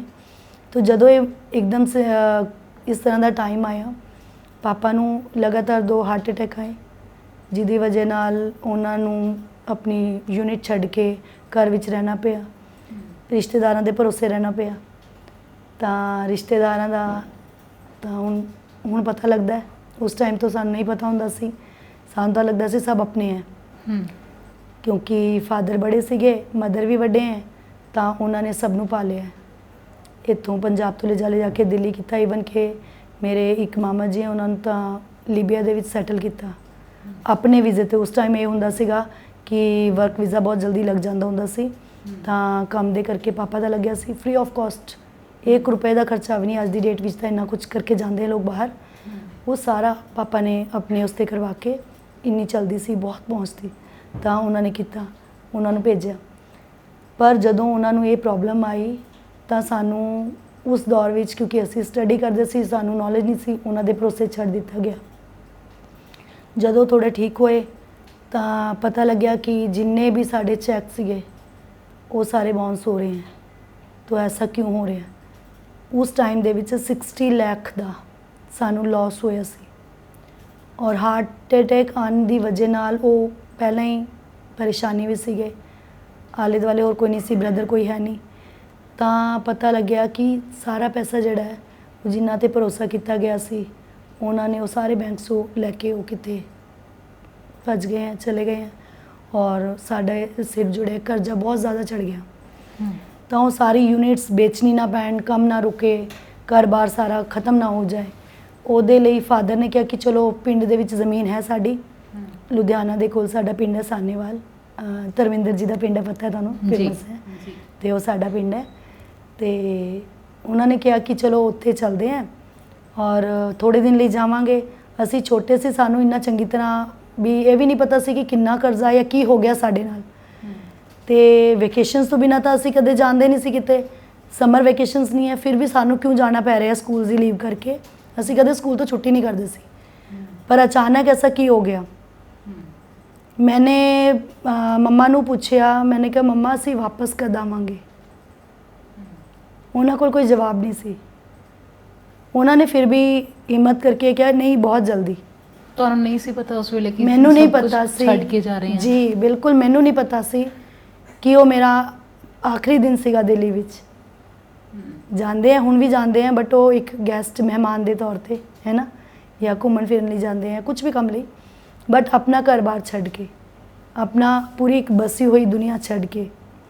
ਦਿੱਲੀ ਬਾਲ ਭਵਨ ਦੇ ਵਿੱਚ ਮੈਂ ਮੈਂਬਰ ਸੀ, ਐਕਟਿਵ ਮੈਂਬਰ ਸੀ, ਰਾਈਟਰ ਸੀ ਮੈਂ ਬਹੁਤ। ਮੇਰਾ ਦਿੱਲੀ ਦੂਰਦਰਸ਼ਨ ਤੇ ਵੀ ਬੱਚਿਆਂ ਦੇ ਪ੍ਰੋਗਰਾਮਸ ਹੁੰਦੇ ਸੀ, ਨਵੀਂ ਦੁਨੀਆ ਉੱਥੇ ਵੀ, ਤਾਂ ਮਤਲਬ ਐਕਟਿਵ ਰਹੀ ਸੀ ਮੈਂ ਹਮੇਸ਼ਾ। ਪਰ ਮੈਨੂੰ ਨਹੀਂ ਪਤਾ ਸੀ ਇੱਥੇ ਜ਼ਿੰਦਗੀ ਦਾ ਇੱਕ ਬਹੁਤ ਬੜਾ ਟਰਨਿੰਗ ਪੁਆਇੰਟ ਆ ਰਿਹਾ। ਤੇ ਮੰਮਾ ਨੇ ਕਿਹਾ ਕਿ ਬਹੁਤ ਜਲਦ, ਉਹ ਬਹੁਤ ਜਲਦ ਅੱਜ ਤੱਕ ਨਹੀਂ ਆਇਆ। ਕਿੰਨੇ ਵਰੇ ਹੋ ਗਏ ਨੇ ਤੁਹਾਨੂੰ ਦਿੱਲੀ ਛੱਡੇ ਹੋਏ? 1995 1995 ਦੇ ਵਿੱਚ ਮੈਂ +2 ਕਲੀਅਰ ਕਰ ਚੁੱਕੀ ਸੀ ਤੇ ਮੈਂ ਦਿੱਲੀ ਤੋਂ ਆਈ। ਇੱਥੇ ਰਿਜ਼ਲਟ ਆਉਣਾ ਬਾਕੀ ਸੀ ਤੇ ਉਸ ਤੋਂ ਬਾਅਦ ਤਾਂ ਜ਼ਿੰਦਗੀ ਨੇ ਐਸਾ ਮੋੜ ਲਿੱਤਾ ਕਿ ਜਦੋਂ ਪਿੰਡ ਪਹੁੰਚੇ, ਅਗਲੇ ਨੇ ਸਾਨੂੰ ਸਾਡੇ ਹੀ ਘਰ ਦੇ ਵਿੱਚੋਂ ਗੈਸਟ ਕਹਿ ਕੇ 2 ਦਿਨ ਤੱਕ ਖਾਣਾ ਖਿਲਾਇਆ। ਤੀਸਰੇ ਦਿਨ ਦਾਦੀ ਜੀ ਜਿਹੜੇ ਹੈ, ਮਤਲਬ ਉਸ ਦਿਨ ਰਿਸ਼ਤਿਆਂ ਦੀ ਕਦਰ ਔਰ ਰਿਸ਼ਤੇ ਕੀ ਹੈ ਇਹ ਪਤਾ ਲੱਗਿਆ। ਇੰਨੇ ਸਾਲਾਂ ਤੋਂ ਸਭ ਕੁਝ ਹੁੰਦੇ ਹੋਏ ਸਾਨੂੰ ਇਹ ਸਿਖਾਇਆ ਗਿਆ ਸੀ ਕਿ ਸਾਡੀ ਜੁਆਇੰਟ ਫੈਮਿਲੀ ਹੈ, ਸਾਰੇ ਰਿਸ਼ਤੇ ਸਾਡੇ ਆਪਣੇ ਹੈ। ਕਿਉਂਕਿ ਜਦ ਵੀ ਕਦੇ ਉਹ ਆਉਂਦੇ ਸੀ ਤਾਂ ਉਹਨਾਂ ਨੂੰ ਲੈ ਕੇ ਦਿੱਲੀ ਘੁੰਮਣ ਜਾਣਾ ਹੈ, ਤੁਹਾਨੂੰ ਇਹ ਦਿਖਾਣਾ ਹੈ, ਇਹ ਕਰਨਾ ਹੈ, ਖਾਣਾ ਪੀਣਾ ਅੱਛਾ ਬਣਾਉਣਾ ਹੈ। ਅਸੀਂ ਆਉਂਦੇ ਸੀ, ਸਾਡੀ ਵੀ ਬਹੁਤ ਸੇਵਾ ਹੁੰਦੀ ਸੀ। ਤਾਂ ਇਹ ਨਹੀਂ ਪਤਾ ਸੀ ਕਿ ਉਹ ਸਭ ਕਾਗਜ਼ੀ ਫੁੱਲ ਹੈ, ਉਹਨਾਂ ਦੇ ਵਿੱਚ ਕੋਈ ਖੁਸ਼ਬੂ ਨਹੀਂ ਹੈ। ਉਹ ਖੁਸ਼ਬੂ ਹੈ ਜਾਂ ਨਹੀਂ ਹੈ, ਉਹ ਕਾਗਜ਼ੀ ਫੁੱਲ ਹੈ। ਇਹ ਇਸ ਸਮੇਂ ਆ ਕੇ ਪਤਾ ਲੱਗਿਆ ਸਾਨੂੰ ਜਦੋਂ ਅਸੀਂ ਆਏ। 2 ਦਿਨ ਅਸੀਂ ਬੜਾ ਅੱਛਾ ਰਹੇ, ਗੈਸਟ ਦੇ ਤੌਰ ਤੇ ਰਹੇ, ਕਿਉਂਕਿ ਉਸ ਟਾਈਮ ਉਹਨਾਂ ਨੂੰ ਵੀ ਨਹੀਂ ਪਤਾ ਸੀਗਾ ਕਿ ਅਸੀਂ ਖਤਮ ਹੋ ਕੇ ਆਏ ਹਾਂ, ਸਾਡੀ ਲਾਈਫ ਜਿਹੜੀ ਹੈ ਉਹ ਬਦਲ ਚੁੱਕੀ ਹੈ। ਪਰ ਜਦੋਂ ਇਹ ਗੱਲ ਦੱਸੀ ਗਈ, ਪਾਪਾ ਨੇ ਦੱਸਿਆ, ਤਾਂ ਉਸ ਟਾਈਮ ਬਿਲਕੁਲ ਰੰਗ ਬਦਲ ਗਿਆ। ਉਸ ਟਾਈਮ ਸਾਨੂੰ ਪਤਾ ਲੱਗਿਆ ਕਿ ਇਹ ਸਾਡੇ ਆਪਣੇ ਰਿਸ਼ਤੇ ਨਹੀਂ ਹੈ। ਇਹ ਜਿਹੜੇ ਮੇਰੇ ਦਾਦੀ ਜੀ ਹੈ ਉਹ ਸਟੈਪ ਮਦਰ ਸੀਗੇ ਫਾਦਰ ਦੇ, ਮਾਸੀ ਹੀ ਸੀਗੇ ਉਹ ਵੀ, ਲੇਕਿਨ ਉਹ ਸਟੈਪ ਮਦਰ ਸੀਗੇ। ਔਰ ਦਾਦਾ ਜੀ ਦੀ ਡੈਥ ਦੇ ਟਾਈਮ ਜਿਹੜੇ ਉਹਨਾਂ ਦੇ ਬੱਚੇ ਸੀਗੇ, ਉਹਨਾਂ ਨੇ ਸਾਰੇ ਸਾਈਨ ਕਰਵਾ ਕੇ, ਮੇਰੇ ਚਾਚਾ ਜੀ ਉਹਨਾਂ ਨੇ ਸਾਰੀ ਜ਼ਮੀਨਾਂ ਆਪਣੇ ਨਾਮ ਕਰ ਲਈਆਂ, ਲੇਕਿਨ ਉਹ ਸਾਈਨ ਜਿਹੜੇ ਸੀ ਓਰੀਜਨਲ ਨਹੀਂ ਸੀਗੇ। ਉਹਨਾਂ ਨੇ ਫਰਾਡ ਕੀਤਾ ਸੀ। ਜਦੋਂ ਇਹ ਗੱਲ ਕੋਈ ਕੇਸ ਨਹੀਂ ਕੀਤਾ ਫਿਰ ਇਸ ਚੀਜ਼ ਦਾ? ਜੀ ਮੈਮ, ਮੇਰੇ ਪਾਪਾ ਨੇ ਜਦੋਂ, ਕਿਉਂਕਿ ਇਹ ਬਾਕੀ ਸਾਰੇ ਨੇ ਐਜੂਕੇਟਿਡ ਨਹੀਂ ਸੀਗੇ, ਪਾਪਾ ਨੂੰ ਸਮਝ ਸੀ, 40 ਸਾਲ ਦਿੱਲੀ ਰਹੇ ਸੀਗੇ, ਤਾਂ ਉਹਨਾਂ ਨੇ ਪਤਾ ਕੀਤਾ, ਐਕਸਪਰਟ ਨੂੰ, ਸਾਈਨ ਐਕਸਪਰਟ ਨੂੰ ਦਿਖਾਇਆ, ਤਾਂ ਪਤਾ ਲੱਗਿਆ ਕਿ ਦਾਦਾ ਜੀ ਦੇ ਉਰਦੂ ਦੇ ਵਿੱਚ ਸਾਈਨ ਜਿਹੜੇ ਆ ਉਹ ਡੁਪਲੀਕੇਟ ਕੀਤੇ ਗਏ ਸੀ। ਉਹ ਓਰੀਜਨਲ ਸਾਈਨ ਨਹੀਂ ਸੀਗੇ, ਫਰਾਡ ਕੀਤਾ ਗਿਆ ਸੀ। ਸਾਰੀ ਜ਼ਮੀਨ ਆਪਣੇ ਨਾਮ ਕਰਕੇ ਇਹਨਾਂ ਨੇ ਵੇਚ ਦਿੱਤੀ ਸੀ। ਕੁਛ ਇਹਨਾਂ ਕੋਲ ਘਰ-ਬਾਰ ਸੀਗਾ, ਕਾਫੀ ਅੱਛਾ ਬੜਾ ਬਣਿਆ ਸੀ, ਜ਼ਮੀਂਦਾਰ ਕਹਿਲਾਉਂਦੇ ਸੀਗੇ ਪਿੰਡ ਦੇ। ਤੇ ਜਦੋਂ ਪਤਾ ਲੱਗਿਆ ਤਾਂ ਵਕੀਲ ਨੇ ਦੱਸਿਆ ਕਿ ਵੀ ਹੁਣ ਤੁਹਾਡੇ ਲਈ ਤਾਂ ਬਹੁਤ ਆਸਾਨ ਹੈ, ਕਿਉਂਕਿ ਸਭ ਕੁਝ ਕਲੀਅਰ ਹੈ, ਤਾਂ ਸਾਰਾ ਕੁਝ ਤੁਹਾਡੇ ਨਾਮ ਹੋ ਜਾਏਗਾ। ਪਾਪਾ ਇਸ ਲਈ ਖੁਸ਼ ਸੀਗੇ ਕਿ ਚਲੋ ਹੁਣ ਉੱਥੇ ਕੁਝ ਨਹੀਂ ਤਾਂ ਇੱਥੇ ਸਾਡਾ ਸਿਸਟਮ ਜਿਹੜਾ ਉਹ ਬਣ ਜਾਏਗਾ, ਇੱਥੋਂ ਵੇਚ ਕੇ ਅਸੀਂ ਵਾਪਸ ਆਪਣੇ ਬੱਚਿਆਂ ਦੀ ਸਟੱਡੀ ਕਰ ਪਾਵਾਂਗੇ। ਲੇਕਿਨ ਜਿਹੜੀ ਇੰਡੀਅਨ ਮਦਰ ਹੁੰਦੀ ਹੈ, ਮਦਰ ਇੰਡੀਆ ਹੁੰਦੀ ਹੈ, ਉਹਨਾਂ ਨੇ ਅੱਗੇ ਝੋਲੀ ਫੈਲਾ ਲਈ, ਮੇਰੇ ਮਦਰ ਨੇ ਮੇਰੇ ਫਾਦਰ ਦੇ ਅੱਗੇ, ਕਿ ਮੇਰੇ ਬੱਚੇ ਜਿਹੜੇ ਆ ਉਹ ਐਟਲੀਸਟ ਇੰਨੇ ਵੱਡੇ ਹੋ ਗਏ हैं ਕਿ ਉਹ ਆਪਣੇ ਲਈ ਸਟੈਂਡ ਲੈ ਸਕਦੇ हैं। ਤੁਹਾਡੇ ਮਦਰ ਨੇ? ਮੇਰੇ ਮਦਰ ਨੇ ਕਿਹਾ ਕਿ ਮੇਰੇ ਬੱਚੇ ਇੰਨੇ ਬੜੇ ਹੋ ਚੁੱਕੇ हैं, पढ़ लिख चुके हैं कि वो अपने लिए अगे अपना रास्ता बना सकते हैं, बट इन्हों के बच्चे छोटे रुल जाएंगे, तो असी इन्हों ते कोई केस नहीं करना। चलो जो असी उन्हों के फैसले की कदर की, फादर ने भी की, असी भी, तो असी चुपचाप एक रात उत्थे रहे। लेकिन वो रात भी साडे लिए बहुत भारी सी, क्योंकि साडी प्लेट दे विचों मेरे सिस्टर से खाना खा रहे सीगे, प्लेट दे विच रोटी तक चक लीती गई। जदों ये गल हुई, उन्होंने ये भी नहीं देखा कि इन्ने वड्डे केस दे विच आ चुके हैं, गलत उन्होंने किया है। वो एक रात भी साडे लई नहीं सी। प्लेट दे विच रोटी भी उस टाइम चक लीती गई, रोटी भी खाने नूं सानू नहीं मिली। और ਅਸੀਂ ਜੋ ਕਦੇ ਵੀ ਕੋਈ ਕੰਮ ਨਹੀਂ ਕੀਤਾ ਸੀ, ਤਾਂ ਉਹ ਜਿਹੜੀ ਇੱਕ ਰਾਤ ਕੱਟਣੀ ਸੀ, ਉਹ ਅਸੀਂ ਉੱਥੇ ਕੰਮ ਕਰਕੇ ਸਿਰਫ ਰਾਤ ਗੁਜ਼ਾਰਨ ਲਈ ਸਾਨੂੰ ਇੱਕ ਮੰਜਾ ਮਿਲਿਆ। ਔਰ 3 ਅਸੀਂ ਸਿਸਟਰਸ, ਮੰਮੀ ਪਾਪਾ 5 ਜਾਣੇ ਸੀ, ਸਾਨੂੰ ਇੱਕ ਮੰਜਾ ਮਿਲਿਆ ਬਿਨਾਂ ਬਿਸਤਰ ਤੋਂ, ਕਿ ਅਗਰ ਤੁਸੀਂ ਰਾਤ ਕੱਟਣੀ ਹੈ ਤਾਂ ਇਹਦੇ 'ਚ ਕੱਟ ਸਕਦੇ ਹੋ। ਅਸੀਂ ਜਿਸ ਤਰ੍ਹਾਂ ਵੀ ਕਰਕੇ ਉਹ ਰਾਤ ਕੱਟੀ। ਤੁਹਾਡੇ ਸਵੇਰੇ ਆਪਣੇ ਹੀ ਘਰ 'ਚ? ਆਪਣੇ ਹੀ ਘਰ ਦੇ ਵਿੱਚ, ਜਿਹਦਾ ਕਿ ਕਲੀਅਰ ਹੋ ਚੁੱਕਿਆ ਸੀ ਕਿ ਇਸ ਤਰ੍ਹਾਂ ਦਾ ਕੁਝ ਵੀ ਉਹਨਾਂ ਦਾ ਨਹੀਂ ਹੈ, ਸਭ ਕੁਝ ਸਾਡਾ ਸੀ। ਫਿਰ ਵੀ ਉਹਨਾਂ ਨੇ ਪੇਸ਼ੈਂਸ ਰੱਖੀ, ਬਹੁਤ ਕੁਝ ਹਿੰਮਤ ਦਿਖਾਈ। ਉਹਨਾਂ ਨੇ ਕਿਹਾ ਨਹੀਂ ਅਸੀਂ ਕੁਝ ਵੀ ਨਹੀਂ ਲੈਣਾ।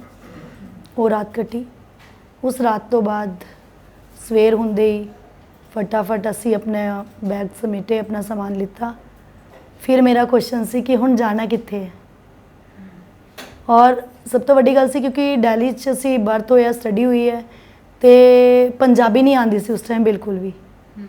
ਮੰਮੀ ਪਾਪਾ ਬੋਲਦੇ ਸੀ, ਆਪਸ ਬੋਲਦੇ ਸੀ, ਬਟ ਸਾਨੂੰ ਪੰਜਾਬੀ ਨਹੀਂ ਆਉਂਦੀ ਸੀ। ਤਾਂ ਅਸੀਂ ਹਿੰਦੀ 'ਚ ਹੀ ਗੱਲ ਕਰਦੇ ਸੀਗੇ, ਇੰਗਲਿਸ਼ ਬੋਲਦੇ ਸੀਗੇ, ਪੰਜਾਬੀ ਬਾਅਦ ਦੇ ਵੀ ਸਿੱਖੀ ਹੈ ਮੈਂ। ਤਾਂ ਫਿਰ ਮੰਮਾ ਕਹਿੰਦੇ ਕਿ ਕੁਝ ਨਹੀਂ ਹੁੰਦਾ, ਕਰਦੇ ਹਾਂ। ਚੰਡੀਗੜ੍ਹ ਰੋਡ ਸਾਡੇ ਪਿੰਡ ਦੇ ਨਾਲ ਨਿਕਲਦੀ ਹੈ, ਤਾਂ ਅਸੀਂ ਉੱਥੇ ਖੜੇ ਸੀ। ਮੈਂ ਪੁੱਛਿਆ ਮੰਮਾ ਹੁਣ ਜਾਣਾ ਕਿੱਥੇ ਹੈ। ਫਿਰ ਕੋਈ ਜਵਾਬ ਨਹੀਂ ਸੀ, ਕਿਉਂਕਿ ਪਤਾ ਹੀ ਨਹੀਂ ਸੀ ਕਿੱਥੇ ਜਾਈਏ। ਇੱਕ ਰਾਸਤਾ ਦਿੱਲੀ ਦੀ ਤਰਫ ਜਾ ਰਿਹਾ ਸੀ, ਇੱਕ ਕੋਈ ਪੰਜਾਬ ਦਾ ਸੀਗਾ। ਫਿਰ ਕੋਈ ਰਿਸ਼ਤੇਦਾਰ ਲੱਭੀਏ। ਰਿਸ਼ਤੇਦਾਰਾਂ ਨੂੰ ਤਾਂ ਅਸੀਂ ਦੇਖ ਹੀ ਚੁੱਕੇ ਸੀ, ਕੀ ਕਰੀਏ।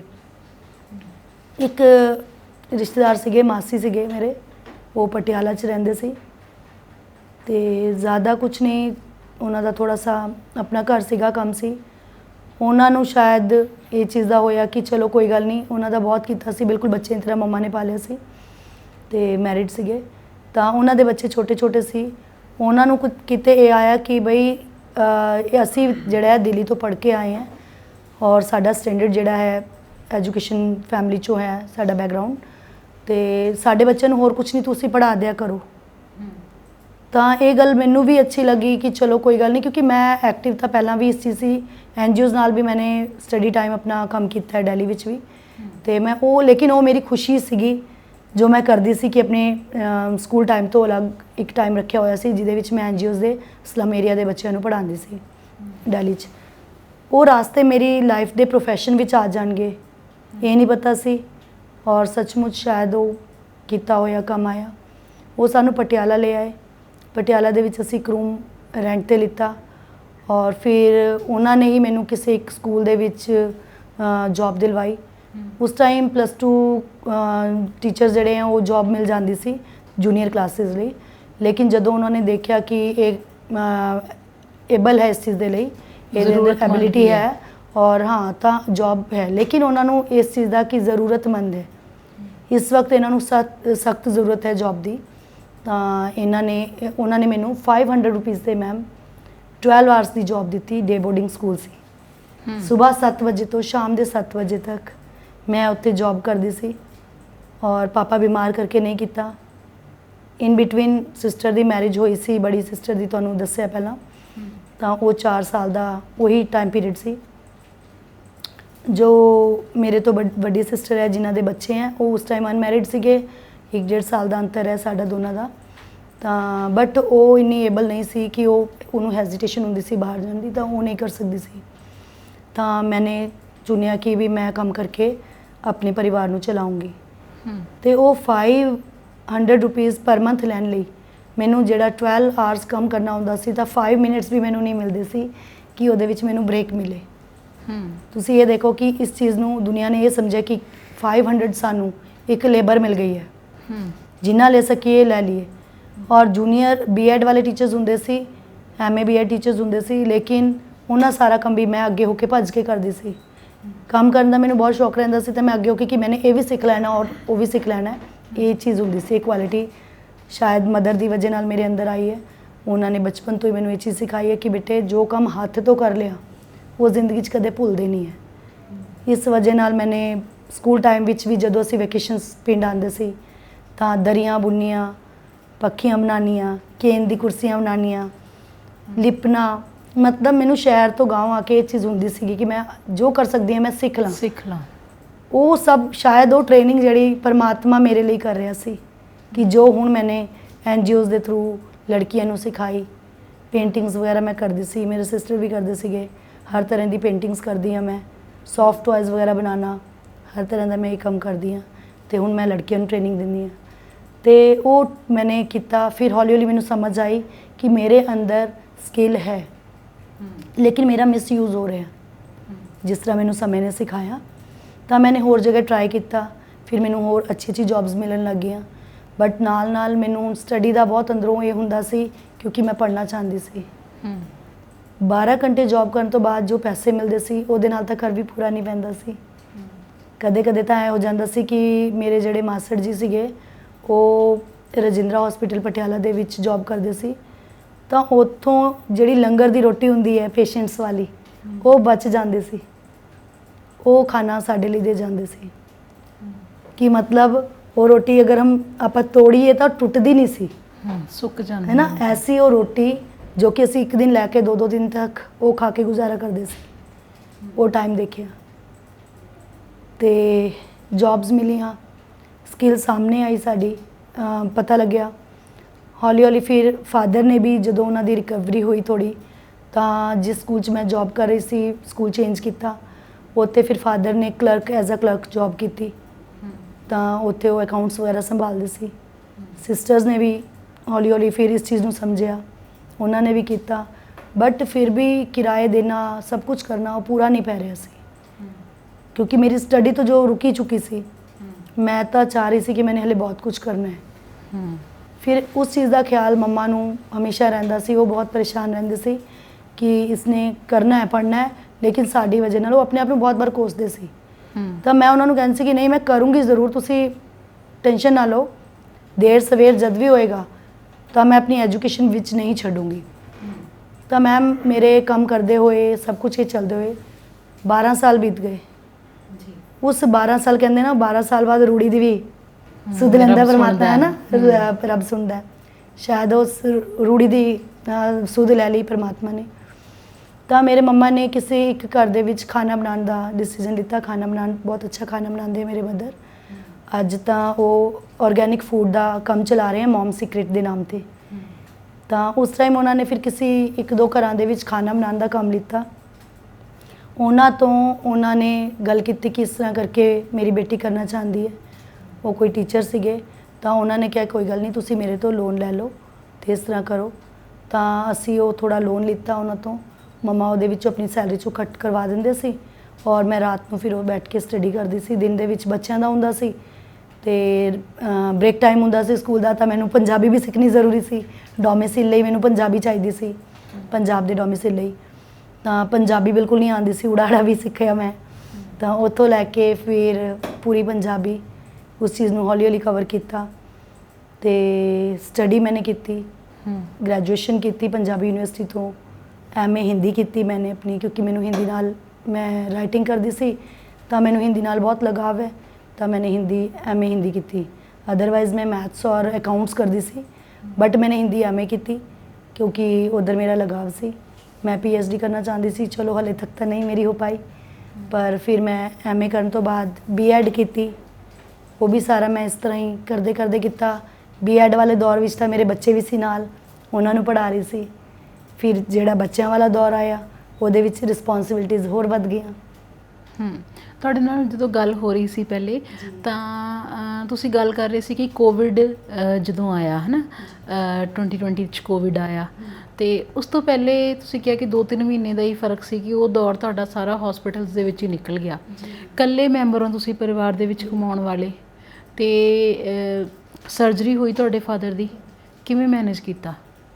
ਮੈਨੇਜ ਤਾਂ ਉਸ ਪਰਮਾਤਮਾ ਨੇ ਕੀਤਾ ਹੈ ਜੋ ਹਮੇਸ਼ਾ ਠੋਕਰ ਮਾਰਦਾ ਰਿਹਾ ਔਰ ਰਾਹ ਦਿਖਾਉਂਦਾ ਰਿਹਾ। ਕਿਉਂਕਿ ਰਾਸਤੇ ਕੁਝ ਲੋਕਾਂ ਲਈ ਬਣੇ ਹੋਏ ਹੁੰਦੇ ਹੈ, ਕੁਝ ਨੂੰ ਪਗਡੰਡੀਆਂ ਮਿਲ ਜਾਂਦੀਆਂ। ਮੈंने ਆਪਣੀ ਪਗਡੰਡੀਆਂ ਵੀ ਖੁਦ ਬਣਾਈ ਹੈ, ਪਗਡੰਡੀਆਂ ਤੋਂ ਹਾਈਵੇ ਵੀ ਖੁਦ ਹੀ ਤਿਆਰ ਕੀਤਾ ਹੈ। ਤਾਂ ਇਹ ਦੌਰ ਚੱਲਦਾ ਰਿਹਾ।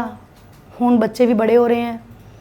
ਇसी ਦੌਰ ਦੇ ਵਿੱਚ ਫਿਰ ਇੱਕ ਬਾਰ ਮੌਸਮ ਬਦਲਿਆ, ਫਿਰ ਥੋੜ੍ਹੀ ਜਿਹੀ ਮੌਸਮ ਨੇ ਕਰਵਟ ਲਿੱਤੀ, ਹਾਲਾਤਾਂ ਨੇ ਲਿੱਤੀ। ਸਭ ਕੁਝ ਸਹੀ ਚੱਲ ਰਿਹਾ ਸੀ ਹੁਣ। ਅਤੇ ਕੋਵਿਡ ਤੋਂ ਥੋੜ੍ਹੇ ਟਾਈਮ ਪਹਿਲਾਂ ਨਵੰਬਰ 18 ਵਿੱਚ ਅਚਾਨਕ ਮੇਰੇ ਫਾਦਰ, ਪਹਿਲਾਂ ਤਾਂ ਮੈਨੂੰ ਇਹ ਸੀਗਾ ਕਿ ਫਾਦਰ ਹੁਣ ਬਜ਼ੁਰਗ ਹੋ ਗਏ ਹੈ, ਕੰਮ ਨਹੀਂ ਕਰਨਾ, ਤਾਂ ਹੁਣ ਕਾਫੀ ਟਾਈਮ ਤੋਂ ਮੈंने ਕੰਮ ਛੁਡਵਾ ਦਿੱਤਾ ਸੀ ਸਭ ਦਾ, ਹੁਣ ਮੈਂ ਅਕੇਲੀ ਘਰ ਚਲਾ ਰਹੀ ਹਾਂ। ਤਾਂ ਇਸ ਦੌਰ ਦੇ ਵਿੱਚ ਕੀ ਹੋਇਆ ਕਿ ਅਚਾਨਕ ਹੀ ਪਾਪਾ ਨੂੰ ਇੱਕਦਮ ਤਬੀਅਤ ਵਿਗੜੀ ਔਰ ਹਸਪੀਟਲ ਲੈ ਕੇ ਗਏ ਤਾਂ ਪਤਾ ਲੱਗਿਆ ਕਿ ਬ੍ਰੇਨ ਹੈਮਰੇਜ ਹੋ ਗਿਆ ਹੈ। ਉਸ ਮਤਲਬ ਇੰਨੀ ਵੱਡੀ ਪ੍ਰੋਬਲਮਸ ਜੋ ਕਿ ਕਦੇ ਸੁਣੀ ਨਹੀਂ ਸੀ, ਪਤਾ ਨਹੀਂ ਸੀ। ਤਾਂ ਰਜਿੰਦਰਾ ਪਹਿਲਾਂ ਮਾਤਾ ਕੁਸ਼ਲਿਆ ਪਟਿਆਲਾ ਦੇ ਵਿੱਚ, ਫਿਰ ਰਜਿੰਦਰਾ ਹਸਪੀਟਲ ਲੈ ਕੇ ਗਏ। ਰਜਿੰਦਰਾ ਹਸਪੀਟਲ ਵਿੱਚ ਜਦੋਂ ਲੈ ਕੇ ਗਏ ਤਾਂ ਮਦਰ ਔਰ ਸਿਸਟਰ ਲੈ ਕੇ ਗਏ ਸੀ, ਕਿਉਂਕਿ ਮੇਰੀ ਜੋ ਕਲਾਸ ਚੱਲ ਰਹੀ ਸੀ +2 ਕਲਾਸ ਦੇ ਬੱਚਿਆਂ ਨੂੰ ਮੈਂ ਟੀਚ ਕਰ ਰਹੀ ਸੀ, ਟਿਊਸ਼ਨਸ ਲੈ ਰਹੀ ਸੀ। ਤਾਂ ਉਸ ਟਾਈਮ ਉਹਨਾਂ ਦੇ ਪ੍ਰੀ ਬੋਰਡ ਦੇ ਐਗਜ਼ਾਮ ਚੱਲ ਰਹੇ ਸੀ ਔਰ ਮੈਨੂੰ ਇੰਨੇ ਲੰਬੇ ਦੌਰ 'ਚ ਇਹ ਚੀਜ਼ ਸਮਝ ਆ ਗਈ ਹੈ ਕਿ ਮੈਨੂੰ ਮੇਰਾ ਕਰਮ ਜਿਹੜਾ ਹੈ ਨਾ ਉਸ ਤੋਂ ਵੱਧ ਕੇ ਕੁਝ ਨਹੀਂ ਹੈ, ਕਿਉਂਕਿ ਮੈਨੂੰ ਮੇਰੇ ਕੰਮ ਨੇ ਹੀ ਮੈਨੂੰ ਸਟੈਂਡ ਕੀਤਾ ਹੈ। ਮੇਰੇ ਪਰਿਵਾਰ ਨੂੰ ਜੋ ਵੀ ਕੁਝ ਦਿੱਤਾ ਹੈ ਮੇਰੇ ਇਸ ਕਰਮ ਨੇ ਦਿੱਤਾ ਹੈ। ਤਾਂ ਇਸ ਕਰਕੇ ਮੈंने ਉਸ ਨੂੰ ਇੰਨਾ ਸੀਰੀਅਸ ਲਿੱਤਾ ਹੋਇਆ। ਹੁਣ ਵੀ ਮੈਂ ਆਪਣੇ ਕੰਮ ਦੇ ਲਈ ਬਹੁਤ ਸੀਰੀਅਸ ਹਾਂ। ਹਰ ਕਿਸੇ ਨੂੰ ਪਤਾ ਹੈ ਕਿ ਅਗਰ ਮੈਂ ਕੋਈ ਕੰਮ ਪੜ੍ਹਦੀ ਹਾਂ ਜਾਂ ਲੈਂਦੀ ਹਾਂ ਤਾਂ ਉਹਨੂੰ ਲਾਸਟ ਤੱਕ ਪਹੁੰਚਾਉਣ ਤੋਂ ਬਾਅਦ ਵੀ ਮੈਂ ਕਦੇ ਸੈਟੀਸਫਾਈਡ ਨਹੀਂ ਹੁੰਦੀ। ਸਕੂਲ ਦੇ ਵਿੱਚ ਵੀ ਮੈਨੂੰ ਮੈਨੇਜਮੈਂਟ ਵੀ ਕਹਿੰਦੇ ਸੀ ਕਿ ਕਈ ਵਾਰ ਲੋਕ ਕਹਿੰਦੇ ਆ ਕਿ ਮੈਮ ਤੁਸੀਂ ਕਦੇ ਖੁਸ਼ ਨਹੀਂ ਹੁੰਦੇ। ਮੈਂ ਕਿਹਾ ਜਿਸ ਦਿਨ ਮੈਂ ਆਪਣੇ ਕੰਮ ਤੋਂ ਖੁਸ਼ ਹੋ ਕੇ ਸੈਟੀਸਫਾਈਡ ਹੋ ਗਈ ਉਸ दिन मेरी इम्प्रूवमेंट रुक जाएगी, प्रोग्रेस में, क्योंकि मैं आगे कुछ सोच नहीं पाऊँगी, मैं ਇੱਥੇ ਹੀ रुक जाऊँगी। ਤਾਂ ਇਸ ਕਰਕੇ मैंने डिसीजन लिता कि ਤੁਸੀਂ ਦੋਨੋਂ ਜਾਓ और फादर ਦਾ जो भी ट्रीटमेंट है वो शुरू करवाओ, मैं तो फ्री होके आऊँगी, मैं ਹਾਲੇ ਬੱਚਿਆਂ ਦੀ ਕਲਾਸ ਲੈ ਰਹੀ ਹਾਂ। ਤਾਂ ਜਦੋਂ ਉੱਥੇ ਗਏ, ਕਿਉਂਕਿ ਸਿਸਟਰ ਨੇ ਤਾਂ +2 ਤੋਂ ਬਾਅਦ ਸਟੱਡੀ ਕੀਤੀ ਹੀ ਨਹੀਂ ਸੀ ਤੇ ਔਰ ਫਿਰ ਇੰਨੇ ਹਾਲਾਤਾਂ ਦੀ ਵਜ੍ਹਾ ਨਾਲ ਪਹਿਲੇ ਮੈंने ਬੋਲਿਆ ਕਿ ਠੋਕਰ ਖਾ ਕੇ ਕੋਈ ਵਿਗੜ ਜਾਂਦਾ ਤੇ ਕੋਈ ਸਮਰ ਜਾਂਦਾ ਹੈ। ਤਾਂ ਉਹ ਡਾਊਨ ਚਲੇ ਗਏ। ਉਹਨਾਂ ਦੇ ਦਿਮਾਗ ਵਿੱਚ ਇਹ ਚੀਜ਼ ਹੋ ਗਈ ਹੈ ਕਿ ਉਹ ਅੱਜ ਵੀ ਇੰਨਾ ਜ਼ਿਆਦਾ ਸੋਚ ਨਹੀਂ ਪਾਉਂਦੇ ਹੈ ਅੱਗੇ ਵਧਣ ਦੇ ਲਈ। ਮੋਟੀਵੇਸ਼ਨਲ ਸਪੀਚ ਮੈਂ ਲੋਕਾਂ ਨੂੰ ਦਿੰਦੀ ਹਾਂ, ਬਟ ਉਹਨੂੰ ਵੀ ਬਹੁਤ ਕੁਝ ਕੀਤਾ ਹੈ, ਫਿਰ ਵੀ ਉਹਦੇ ਅੰਦਰ ਇੱਕ ਡਰ ਬੈਠ ਗਿਆ ਹੈ। ਤਾਂ ਉਹ ਪੁੱਛ ਕੇ ਚੀਜ਼ਾਂ ਕਰਦੇ ਆ। ਤਾਂ ਜਦੋਂ ਉਹਨਾਂ ਨੇ ਹਸਪੀਟਲ ਗਏ ਉੱਥੇ ਉਹਨਾਂ ਨੇ ਕਿਹਾ ਕਿ ਇਹਨਾਂ ਦੀ ਸਰਜਰੀ ਜਿਹੜੀ ਹੈ ਉਹ ਬਹੁਤ ਜਲਦੀ ਹੋਣੀ ਚਾਹੀਦੀ ਹੈ, ਤਾਂ ਲੇਕਿਨ ਸਾਡੇ ਕੋਲ ਇਕਵਿਪਮੈਂਟਸ ਨਹੀਂ ਹੈ, ਓਟੀ ਨਹੀਂ ਹੈ ਸਾਡੇ ਕੋਲ, ਬ੍ਰੇਨ ਹੈਮਰੇਜ ਦਾ ਅਸੀਂ ਨਹੀਂ ਰਿਕਵਰੀ ਕਰਾ ਸਕਦੇ। ਤਾਂ ਉਹਨਾਂ ਨੇ ਰੈਫਰ ਕਰ ਦਿੱਤਾ ਪੀਜੀਆਈ ਲਈ, ਚੰਡੀਗੜ੍ਹ ਲਈ। ਹੁਣ ਉਹਨੇ ਨੇ ਮੈਨੂੰ फ़ोन ਕਰਕੇ ਕਿਹਾ ਕਿ ਇਸ ਤਰ੍ਹਾਂ ਕਰਕੇ ਪ੍ਰੋਬਲਮ ਆਈ ਹੈ, ਮੰਮਾ ਨੂੰ ਹਲੇ ਦੱਸਿਆ ਨਹੀਂ ਹੈ ਤੇ ਮੰਮਾ ਰੋਏ ਜਾ ਰਹੇ हैं, बहुत ज़्यादा पापा ਦੀ ਬਲੀਡਿੰਗ ਹੋ ਰਹੀ ਹੈ और बहुत मुश्किल हो गई है। कोई डॉक्टर्स नहीं पूछ रहे हैं, वो कह रहे हैं कि ਤੁਸੀਂ पीजीआई लेके जाओ। ਤਾਂ ਕੀ ਕਰਾਂ ਮੈਂ? ਮੇਰੇ ਨਾਲ ਬੈਠੇ ਹੋਏ ਮੇਰੇ ਬੱਚੇ ਸੀਗੇ। ਮੈਨੂੰ ਦੇਖੋ ਇਸ ਚੀਜ਼ ਦਾ ਹਮੇਸ਼ਾ ਤੋਂ ਪਰਮਾਤਮਾ ਵੱਲੋਂ ਕਿਰਪਾ ਰਹੀ ਹੈ ਕਿ ਜੇ ਮੇਰੇ ਰਾਸਤੇ ਰੁਕੇ ਹੈ ਤਾਂ ਕੋਈ ਨਾ ਕੋਈ ਜਿਹੜੇ ਰਾਸਤੇ ਖੁੱਲੇ ਹੈ ਉਹ ਪਰਮਾਤਮਾ ਨੇ ਅੱਗੇ ਹੋ ਕੇ ਖੋਲੇ ਹੈ। ਉਹ ਕਹਿੰਦੇ ਨੇ ਇੱਕ ਦਰਵਾਜ਼ਾ ਬੰਦ ਜੀ। ਹੁੰਦਾ ਤੁਹਾਡੇ ਲਈ ਦੋ ਖੋਲਦਾ। ਜਿਹੜੇ ਰਿਸ਼ਤੇਦਾਰਾਂ ਨੇ ਖੱਡੇ ਖੋਦੇ ਮੇਰੇ ਲਈ, ਮੁਸ਼ਕਿਲਾਂ ਖੜੀ ਕੀਤੀਆਂ, ਉਹਨਾਂ ਤੋਂ ਵੀ ਵੱਧ ਕੇ ਮੈਨੂੰ ਉਹ ਮੇਰੇ ਸਟੂਡੈਂਟਸ, ਮੇਰੇ ਉਸ ਚਾਹਣ ਵਾਲੇ ਲੋਕ ਜਿਹੜੇ ਜਿਨ੍ਹਾਂ ਦੀ ਮੈਂ ਕਦੇ ਵੀ ਸ਼ਾਇਦ ਕੁਝ ਨਾ ਕੀਤਾ ਹੋਏ ਆਪਣੇ ਵੱਲੋਂ, ਬਟ ਉਹ ਮੈਨੂੰ ਬਹੁਤ ਮੰਨਦੇ ਹੈ।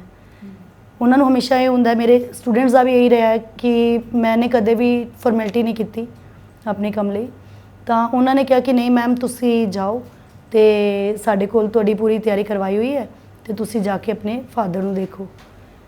ਈਵਨ ਕਿ ਤੁਸੀਂ ਮੰਨੋ ਕਿ ਇੱਕ ਬੱਚੇ ਨੇ ਤਾਂ ਮਤਲਬ ਉਹ ਜ਼ਿੱਦ ਕਰ ਰਹੇ ਸੀ ਤਾਂ ਇੱਕ +2 ਦਾ ਬੱਚਾ ਤਾਂ ਮੇਰੇ ਨਾਲ ਹੀ ਗਿਆ ਹਸਪੀਟਲ। ਉਸਨੇ ਆਪਣੇ ਫਾਦਰ ਨੂੰ ਕਿਹਾ ਕਿ ਮੈਮ ਇਸ ਤਰ੍ਹਾਂ ਕਰਕੇ ਪ੍ਰੋਬਲਮ ਹੋ ਗਈ ਹੈ ਮੈਮ ਨੂੰ।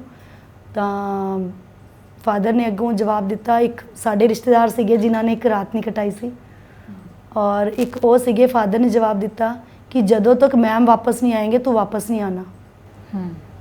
ਔਰ ਨਵੰਬਰ ਦੇ ਟਾਈਮ ਦੇ ਵਿੱਚ ਇੰਨੀ ਠੰਡ ਦੇ ਵਿੱਚ ਅਸੀਂ ਜਿਵੇਂ ਸੀਗੇ ਉੱਠ ਕੇ ਉਵੇਂ ਹੀ ਘਰੋਂ ਚੱਲੇ।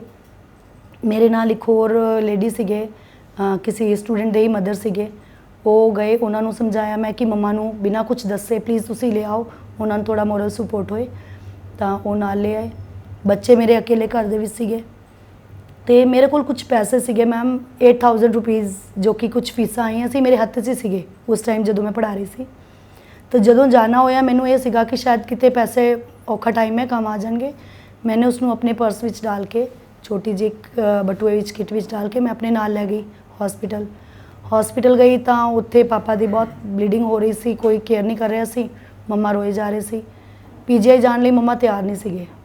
ਉਹਨਾਂ ਦੇ ਇੱਕ ਮਾਈਂਡ ਦੇ ਵਿੱਚ ਇਹ ਚੀਜ਼ ਬੈਠ ਗਈ ਸੀ ਕਿ ਕੋਈ ਰਿਸ਼ਤੇਦਾਰ ਪੀਜੀਆਈ ਦੇ ਵਿੱਚ ਉਹਦੀ ਡੈਥ ਹੋ ਗਈ ਸੀ ਤਾਂ ਸ਼ਾਇਦ ਇੱਥੋਂ ਕੋਈ ਵਾਪਸ ਨਹੀਂ ਆਉਂਦਾ ਠੀਕ ਹੋ ਕੇ। ਇਹ ਨਾ ਤਾਂ ਇੱਕ ਇੱਕ mental- ਧਾਰਨਾ ਵੀ ਜੀ। ਵੈਸੇ ਵੀ ਬਣੀ ਹੋਈ ਹੈ ਕਿ ਸਾਡੇ ਨਾ ਪਿੰਡਾਂ ਵਾਲੇ ਕਹਿੰਦੇ ਆ ਤੇ ਅਸੀਂ ਵੈਸੇ ਵੀ ਗੱਲ ਕਰਦੇ ਨਾ ਕਿ ਚੰਡੀਗੜ੍ਹ ਜਾਣਾ ਹੈ ਤੇ ਜਿਹੜੇ ਬਜ਼ੁਰਗ ਨੇ ਉਹ ਕਹਿ ਦਿੰਦੇ ਆ ਕਿ ਰੱਬ ਨਾ ਲਿਜਾਏ ਕਿਸੇ ਨੂੰ ਚੰਡੀਗੜ੍ਹ ਹੈਨਾ, ਤੇ ਕਿਉਂਕਿ ਉਹ ਉਹੀ- ਚੰਡੀਗੜ੍ਹ ਲੱਗਦਾ ਕਿ ਵੀ ਇਲਾਜ ਲਈ ਹੀ ਸਿਰਫ ਜਾਂਦੇ ਆ ਤੇ ਜਦੋਂ ਕੋਈ ਬਹੁਤ ਸੀਰੀਅਸ ਹੁੰਦਾ ਉਦੋਂ ਹੀ ਜਾਂਦਾ। ਬਿਲਕੁਲ। ਤੇ ਉਹਨਾਂ ਦੇ ਮਨ ਵਿੱਚ ਇਹ ਚੀਜ਼ ਸੀ, ਉਹ ਲਿਜਾਣ ਨਹੀਂ ਦੇ ਰਹੇ ਸੀ। ਮੈਨੂੰ ਥੋੜਾ ਝੂਠ ਦਾ ਸਹਾਰਾ ਲੈਣਾ ਪਿਆ ਇੱਥੇ, ਕਿਉਂਕਿ ਫਾਦਰ ਦਾ ਸਿਰਫ ਇੱਕ ਰਾਤ ਦਾ ਹੀ ਉਹਨਾਂ ਨੇ ਕਿਹਾ ਸੀ ਕਿ ਜੇ ਇਸ ਰਾਤ ਨੂੰ ਇਹਨਾਂ ਦੀ ਸਰਜਰੀ ਹੋ ਜਾਂਦੀ ਹੈ ਤਾਂ ਇਹ ਸੇਫ ਹੈ, ਅਦਰਵਾइज ਬਿਲਕੁਲ ਡੈਡ ਹੋ ਚੁੱਕੇ हैं। ਤੇ ਔਰ ਬਹੁਤ ਜ਼ਰੂਰੀ ਹੈ। ਤਾਂ ਮੈंने ਆਪਣੇ ਮਦਰ ਨੂੰ ਕਿਹਾ ਕਿ ਇੱਥੇ ਸਟ੍ਰਾਈਕ ਹੋ ਗਈ ਹੈ ਅਚਾਨਕ, ਹਸਪੀਟਲ ਦੇ ਵਿੱਚ ਡਾਕਟਰ ਸਟ੍ਰਾਈਕ ਤੇ ਚਲੇ ਗਏ ਹੈ ਤੇ ਕੁਝ ਰਿਪੋਰਟ ਟੈਸਟ ਹੋਣੇ ਆ ਜਿਹਦੀ ਰਿਪੋਰਟਸ ਇਹਨਾਂ ਨੂੰ ਅੱਜ ਹੀ ਚਾਹੀਦੀ ਹੈ। ਤਾਂ ਇਸ ਕਰਕੇ ਇਹ ਸਾਨੂੰ ਵੀ ਉੱਥੇ ਰੈਫਰ ਕਰੇ ਤੇ ਉਹ ਮੈਂ ਨਾਲ ਲੈ ਕੇ ਜਾਊਂਗੀ, ਨਾਲ ਵਾਪਸ ਲੈ ਆਉਂਗੀ। ਤੇ ਮਮਾ ਨਹੀਂ ਮੰਨ ਰਹੇ ਸੀ। ਮੈंने ਉਹਨਾਂ ਨੂੰ ਬਾਰ-ਬਾਰ ਇਹ ਕਹਿ ਕੇ ਸਮਝਾਇਆ ਔਰ ਮੈंने ਉਹਨਾਂ ਜਿਹੜੇ ਮੇਰੇ ਨਾਲ ਲੇਡੀ ਸੀਗੇ, ਬੱਚੇ ਦੇ ਪੇਰੈਂਟਸ ਸੀਗੇ, ਤੇ ਉਹਨਾਂ ਦੇ ਨਾਲ ਉਸ ਨੂੰ ਵਾਪਸ ਮਮਾ ਨੂੰ ਘਰ ਭੇਜ ਦਿੱਤਾ। ਫਿਰ ਬੱਚਿਆਂ ਨੂੰ ਵੀ ਸਮਝਾਇਆ, ਇਸੀ ਇਤਨੇ ਟਾਈਮ ਪੀਰੀਅਡ ਦੇ ਅੰਦਰ ਇੰਨਾ ਕੁਝ ਕੀਤਾ ਕਿ ਬੱਚਿਆਂ ਨੂੰ ਸਮਝਾਇਆ ਕਿ ਮੰਮਾ ਘਰ ਆ ਰਹੇ ਹੈ, ਤੁਸੀਂ ਉਹਨਾਂ ਦਾ ਪੂਰਾ ਕੇਅਰ ਕਰਨਾ ਹੈ। ਇੱਕ ਬੱਚੇ ਨੇ ਮੰਮਾ ਕੋਲ ਰਹਿਣਾ ਹੈ, ਇੱਕ ਬੱਚੇ ਨੇ ਪੂਰਾ ਨਜ਼ਰ ਰੱਖਣੀ ਹੈ ਗੇਟ ਔਰ ਫੋਨ ਤੇ ਕਿ ਅਗਰ ਕੋਈ ਬੈਲ ਵੱਜਦੀ ਹੈ, ਕੋਈ ਗੇਟ ਖੋਲ੍ਹਣਾ ਹੈ ਤਾਂ ਤੁਸੀਂ ਅੱਗੇ ਹੋ ਕੇ ਖੋਲ੍ਹਣਾ ਹੈ। ਕਿਉਂਕਿ ਮੇਰੇ ਬੱਚਿਆਂ ਦੇ ਪੇਰੈਂਟਸ ਨੂੰ ਵੀ ਪਤਾ ਸੀ, ਰਿਸ਼ਤੇਦਾਰਾਂ ਨੂੰ ਪਤਾ ਸੀ ਕਿ ਇਸ ਤਰ੍ਹਾਂ ਕਰਕੇ ਸੱਚਮੁੱਚ ਪ੍ਰੋਬਲਮ ਬਹੁਤ ਬੜੀ ਹੈ, ਪਰ ਮੰਮਾ ਨੂੰ ਨਹੀਂ ਦੱਸਿਆ ਗਿਆ ਸੀ ਤਾਂ ਮੰਮਾ ਤੱਕ ਗੱਲ ਨਾ ਆਈ। ਔਰ ਬੱਚਿਆਂ ਨੇ ਵੀ ਬਹੁਤ ਬਖੂਬੀ ਨਿਭਾਇਆ। ਉਹਨਾਂ ਨੇ ਇਸ ਚੀਜ਼ ਦਾ ਬਿਲਕੁਲ ਵੀ, ਮੈंने ਉਹਨਾਂ ਤੋਂ ਕਦੇ ਕੁਝ ਨਹੀਂ ਛੁਪਾਇਆ, ਪਰ ਉਹਨਾਂ ਨੇ ਇਸ ਚੀਜ਼ ਨੂੰ ਬਿਲਕੁਲ ਮੰਮਾ ਤੋਂ ਛੁਪਾ ਕੇ ਉਹਨਾਂ ਦੀ ਕੇਅਰ ਕੀਤੀ, ਰੱਖਿਆ 2-3 ਦਿਨ ਜਦੋਂ ਤੱਕ ਅਸੀਂ ਉੱਥੇ ਰਹੇ। ਤੇ ਮੈਮ ਜਦੋਂ ਅਸੀਂ ਉੱਥੋਂ ਐਂਬੂਲੈਂਸ ਕੀਤੀ, ਐਂਬੂਲੈਂਸ ਦੇ ਵਿੱਚ ਵੀ ਬਹੁਤ ਪ੍ਰੋਬਲਮ ਆਈ ਕਿ ਜੋ ਕਿ ਸੱਚਮੁੱਚ ਖੁਦ ਡਿਊਟੀ ਤੇ ਸੀ ਔਰ ਫ੍ਰੀ ਆਫ ਕਾਸਟ ਜਾਂਦੇ ਹੈ, ਸਾਡੀ ਸੇਵਾਵਾਂ ਲੱਗੀਆਂ ਹੋਈਆਂ। ਉਹਨਾਂ ਨੇ ਕਿਹਾ ਕਿ ਅਸੀਂ ਤਾਂ ਕੋਈ 4000 ਕੋਈ 3500 ਇਸ ਤਰ੍ਹਾਂ ਮੰਗਿਆ, ਠੀਕ ਹੈ। ਤੇ ਚਲੋ ਜਿਸ ਤਰ੍ਹਾਂ ਵੀ ਕਰਕੇ ਮੈਨੂੰ ਇਹ ਸੀਗਾ ਕਿ ਮੈंने ਆਪਣੇ ਕਿਸੇ ਵੀ ਕੀਮਤ ਤੇ ਫਾਦਰ ਨੂੰ ਠੀਕ ਕਰਨਾ ਹੈ। ਮੰਮਾ ਨੂੰ ਮੈंने ਪ੍ਰੋਮਿਸ ਕੀਤਾ ਕਿ ਮੈਂ ਲੈ ਕੇ ਜਾ ਰਹੀ ਹਾਂ ਤਾਂ ਮੈਂ ਠੀਕ ਵਾਪਸ ਲੈ ਕੇ ਆਉਂਗੀ। ਕਿਉਂ ਕਿਹਾ ਮੈਨੂੰ ਨਹੀਂ ਪਤਾ, ਕਿਉਂਕਿ ਮੇਰੇ ਹੱਥ ਵਿੱਚ ਕੁਝ ਵੀ ਨਹੀਂ ਸੀ, ਸਭ ਕੁਝ ਪਰਮਾਤਮਾ ਦੇ ਹੱਥ ਸੀ। ਉਹਨਾਂ ਨੇ ਹੀ ਕਹਾ ਆ ਕਿ ਮੈਂ ਠੀਕ ਕਰਕੇ ਲੈ ਕੇ ਆਉਂਗੀ। ਅੰਦਰੋਂ ਲੇਕਿਨ ਇੱਕ ਡਰ ਸਤਾ ਰਿਹਾ ਸੀ, ਕੁਝ ਖਾ ਰਿਹਾ ਸੀ ਕਿ ਮੈਂ ਸੱਚਮੁੱਚ ਲੈ ਆਉਂਗੀ। ਕਿਉਂਕਿ ਮੈਨੂੰ ਕੀ ਪਤਾ, ਮੈंने ਤਾਂ ਕਦੇ ਪੀਜੀਆਈ ਦਾ ਰਾਸਤਾ ਨਹੀਂ ਦੇਖਿਆ ਸੀ। I am not a doctor, ਹੈ ਨਾ। ਬਟ ਜਦੋਂ ਲੈ ਕੇ ਗਏ, ਸਿਸਟਰ ਨੂੰ ਇੱਕ ਗੱਲ ਕਹੀ ਕਿ ਜੋ ਦੌਰ ਨਿਕਲ ਗਏ, ਜੋ ਹੋ ਗਿਆ ਹੋ ਗਿਆ, ਲੇਕਿਨ ਹੁਣ ਜੋ ਆਇਆ ਹੈ ਇਹਦੇ ਵਿੱਚ ਬਿਲਕੁਲ ਵੀ ਘਬਰਾਉਣਾ ਨਹੀਂ ਹੈ। ਅੱਜ ਸਾਬਿਤ ਕਰਨ ਦਾ ਟਾਈਮ ਆਇਆ ਹੈ ਕਿ ਬੇਟਿਆਂ ਦੀ ਲੋੜ ਨਹੀਂ ਹੈ ਮੇਰੇ ਮਾਂ-ਬਾਪ ਨੂੰ। ਰਾਸਤੇ ਦੇ ਵਿੱਚ ਜਿੰਨਾ ਵੀ ਕਿਸੇ ਵੀ ਤਰ੍ਹਾਂ ਦੀ ਲੋੜ ਪਈ ਤਾਂ ਅਸੀਂ ਅੱਗੇ ਹੋ ਕੇ ਕੀਤਾ। ਅਸੀਂ ਉੱਥੇ ਪਹੁੰਚੇ, ਪੀਜੀਆਈ 7 ਵਜੇ ਸ਼ਾਮ ਦਾ ਟਾਈਮ ਸੀ, ਦਿਨ ਛਿਪ ਚੁੱਕਿਆ ਸੀ, ਸਰਦੀਆਂ ਦੇ ਟਾਈਮ ਸੀ। ਠੰਡ ਨਾਲ ਅਸੀਂ ਸਿकुड़ ਰਹੇ ਸੀ, ਠੰਡ ਇੰਨੀ ਜ਼ਿਆਦਾ ਹੋ ਰਹੀ ਸੀ। ਜਲਦੀ ਦੇ ਕਾਰਨ ਕੁਝ ਵੀ ਨਹੀਂ ਲੈ ਕੇ ਗਏ। ਇੱਕ ਸ਼ਾਲ ਸੀ ਮੇਰੇ ਕੋਲ, ਉਹ ਮੈਂ ਫਿਰ ਉਸ ਬੱਚੇ ਨੂੰ ਦਿੱਤਾ ਜੋ ਮੇਰੇ ਨਾਲ ਸੀ। ਤੇ ਮੈਨੂੰ ਬੜਾ ਬੁਰਾ ਲੱਗ ਰਿਹਾ ਸੀ ਕਿ ਉਸ ਬੱਚੇ ਨੂੰ, ਪੜ੍ਹਦੇ ਬੱਚੇ ਨੂੰ ਮੈਂ ਆਪਣੇ ਨਾਲ ਲੈ ਕੇ, ਬਟ ਉਸਨੇ ਬਹੁਤ ਸਪੋਰਟਿਵ ਬੱਚਾ ਸੀ, ਬਹੁਤ ਸਾਥ ਦਿੱਤਾ। ਮੇਰੇ ਸਾਰੇ ਸਟੂਡੈਂਟਸ ਮੈਨੂੰ ਪਰਮਾਤਮਾ ਵੱਲੋਂ ਬਹੁਤ ਅੱਛੇ ਮਿਲੇ ਹੈ। ਤੇ 7 ਵਜੇ ਐਮਰਜੈਂਸੀ ਪੀਜੀਆਈ ਦੇ ਵਿੱਚ ਸਟ੍ਰੈਚਰ ਤੇ ਪਾਪਾ ਪਏ ਸੀ, ਅੱਧਾ ਅੰਦਰ ਸੀ ਸਟ੍ਰੈਚਰ, ਅੱਧਾ ਬਾਹਰ ਸੀ। ਸਾਨੂੰ ਐਂਟਰੀ ਨਹੀਂ ਮਿਲੀ। ਡਾਕੂਮੈਂਟਸ ਦਿਖਾਏ, ਉਹ ਕਹਿੰਦੇ ਜੀ ਤੁਹਾਡੇ ਫਾਦਰ ਹਾर्ट पेशेंट हैं, हार्ट अटैक आ चुके हैं, रिस्क वाला केस है, ਅਸੀਂ ਇਸ ਤਰ੍ਹਾਂ ਨਹੀਂ ਲੈ ਸਕਦੇ। ਤੁਸੀਂ ਇੱਕ ਤਾਂ ਲਿਖ ਕੇ ਦਿਓ ਸਾਨੂੰ, ਠੀਕ ਹੈ, ਔਰ ਦੂਸਰਾ 1.5 ਲੱਖ ਰੁਪਏ ਜਮ੍ਹਾਂ ਕਰਵਾਓ ਹੁਣੇ ਹੀ, ਤਾਂ ਰਜਿਸਟਰਡ ਹੋਣਗੇ ਤਾਂ ਹੀ ਅੰਦਰ ਆਣਗੇ। 1.5 ਲੱਖ ਇੱਕ ਪ੍ਰਾਈਵੇਟ ਜੌਬ ਕਰਦੇ ਜਾਂ ਟਿਊਸ਼ਨਸ ਪੜ੍ਹਾਉਂਦੇ ਹੋਏ ਟੀਚਰ ਕੋਲ, ਜਿਹਦੇ ਕੋਲ ਪੂਰੀ ਫੈਮਿਲੀ ਸੀ। 1.5 ਲੱਖ ਨਹੀਂ, ਮੈਂ ਤੁਸੀਂ ਮੰਨੋ ਕਿ 1500 ਰੁਪਏ ਵੀ ਸ਼ਾਇਦ ਮੇਰੇ ਅਕਾਊਂਟ ਵਿੱਚ ਉਸ ਟਾਈਮ ਨਹੀਂ ਸੀ। 8000 ਰੁਪਏ ਜੋ ਮੈਂ ਫੜ ਕੇ ਲੈ ਕੇ ਆਈ ਸੀ, ਮੇਰੇ ਹੱਥ ਸੀਗੇ, ਮੈंने ਸਿਸਟਰ ਨੂੰ ਫੜਾਇਆ। ਉਸਨੇ ਘਬਰਾਹਟ ਦੇ ਵਿੱਚ ਉਹ ਪੈਸੇ ਜਿਹੜੇ ਹੈ ਜੋ ਬੈਗ ਹਸਪੀਟਲ ਤੋਂ ਲੈ ਕੇ ਆਏ ਸੀ, ਜਿਹਦੇ ਵਿੱਚ ਕੱਪੜੇ ਚਾय ਵਗੈਰਾ ਸੀ, ਉਹਦੇ ਵਿੱਚ ਪਾ ਦਿੱਤਾ। ਤਾਂ 1.5 ਲੱਖ ਦਾ ਤਾਂ ਸਵਾਲ ਹੀ ਨਹੀਂ ਉੱਠਦਾ। ਤਾਂ ਅਸੀਂ ਉਹਨਾਂ ਨੂੰ ਥੋੜਾ ਰੋਕ ਕੇ ਮੈਂ ਕਿਹਾ ਚਲੋ ਕਰਦੇ ਹਾਂ ਕੁਝ। ਤਾਂ ਪਹਿਲਾਂ ਅਸੀਂ, ਮੈਂ ਕਿਹਾ ਕਿੱਟ ਮੇਰੇ ਕੋਲ ਹੈ ਤਾਂ ਦੇਖਾਂ ਕਿ ਕੀ ਕੁਝ ਹੈ।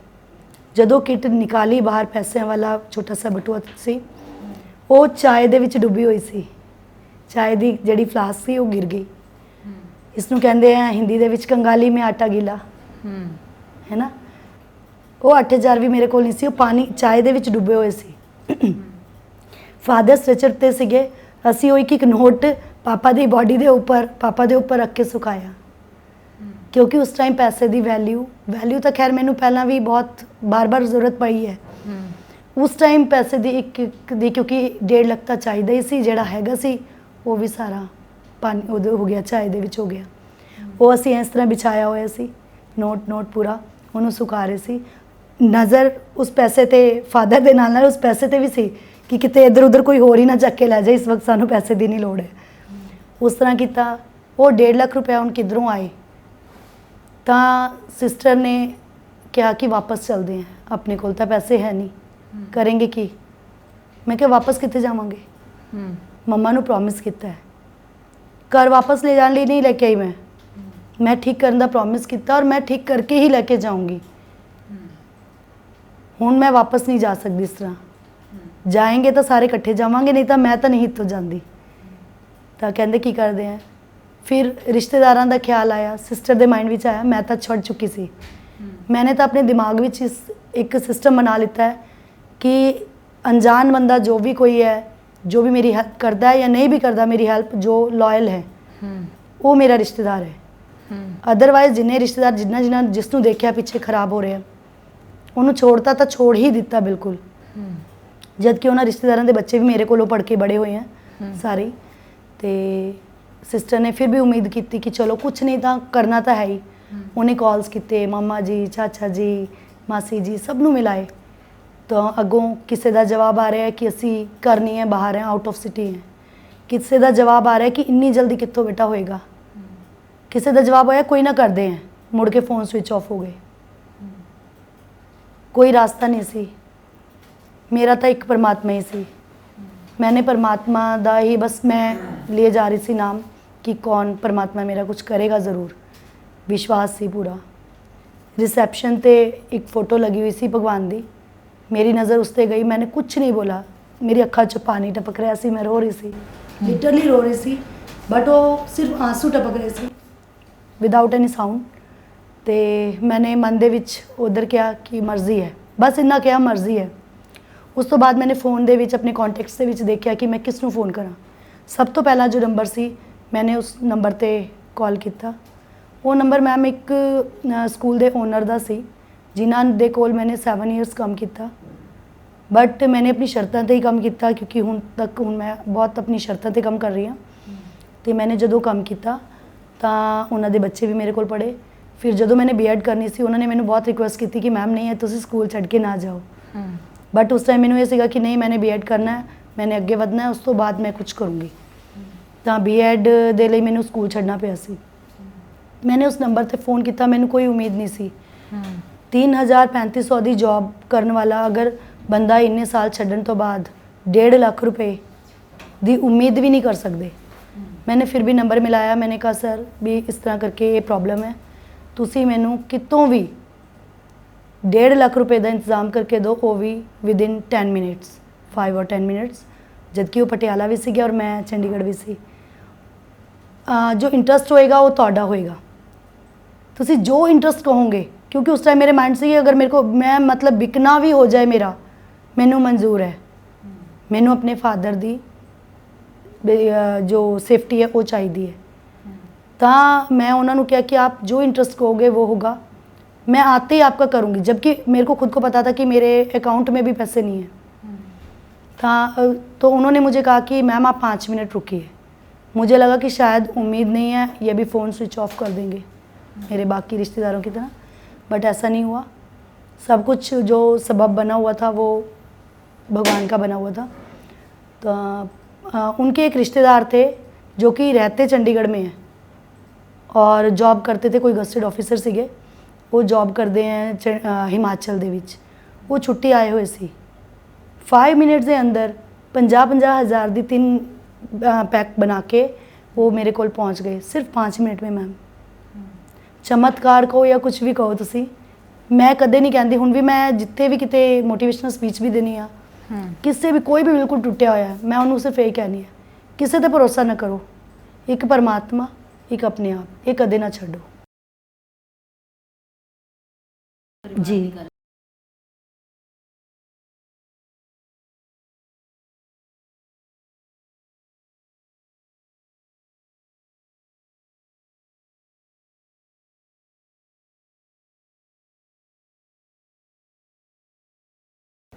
ਮੈਮ ਇਸ ਤਰ੍ਹਾਂ ਹੁੰਦਾ ਹੈ ਕਿ ਲਾਈਫ ਨੇ ਹੀ ਸਿਖਾਇਆ ਹੈ, ਲਾਈਫ ਤੁਹਾਨੂੰ ਦੱਸ ਚੁੱਕੀ ਹਾਂ ਮੈਂ ਆਪਣੀ। ਤਾਂ ਜੋ ਕੁਝ ਮੇਰੇ ਨਾਲ ਹੋਇਆ, ਮੇਰੇ ਪਰਮਾਤਮਾ ਨੇ ਬਹੁਤ ਸਾਥ ਦਿੱਤਾ। ਦਿੰਦਾ ਸਭ ਦਾ ਦਿੰਦਾ ਪਰਮਾਤਮਾ ਸਾਥ। ਬਸ ਇਹ ਹੈ ਕਿ ਨੇਰ ਸਵੇਰ, ਜਿਵੇਂ ਕਹਿੰਦੇ ਨਾ ਕਿ ਥੋੜੀ ਦੇਰ ਸਵੇਰ ਹੋ ਜਾਂਦੀ ਹੈ, ਨੇਰ ਨਹੀਂ ਹੁੰਦੀ, ਉਸ ਤਰ੍ਹਾਂ ਪਰਮਾਤਮਾ ਸਾਥ ਦਿੰਦਾ। ਬਟ ਕੁਝ ਸ਼ਾਇਦ ਸਭ ਨੂੰ ਨਹੀਂ, ਕਿਸੇ ਨੂੰ ਠੋਕਰ ਖਾ ਕੇ ਸਮਝ ਆਉਂਦੀ, ਕਿਸੇ ਨੂੰ ਸਮਝਾਉਣਾ ਪੈਂਦਾ ਹੈ ਨਾ।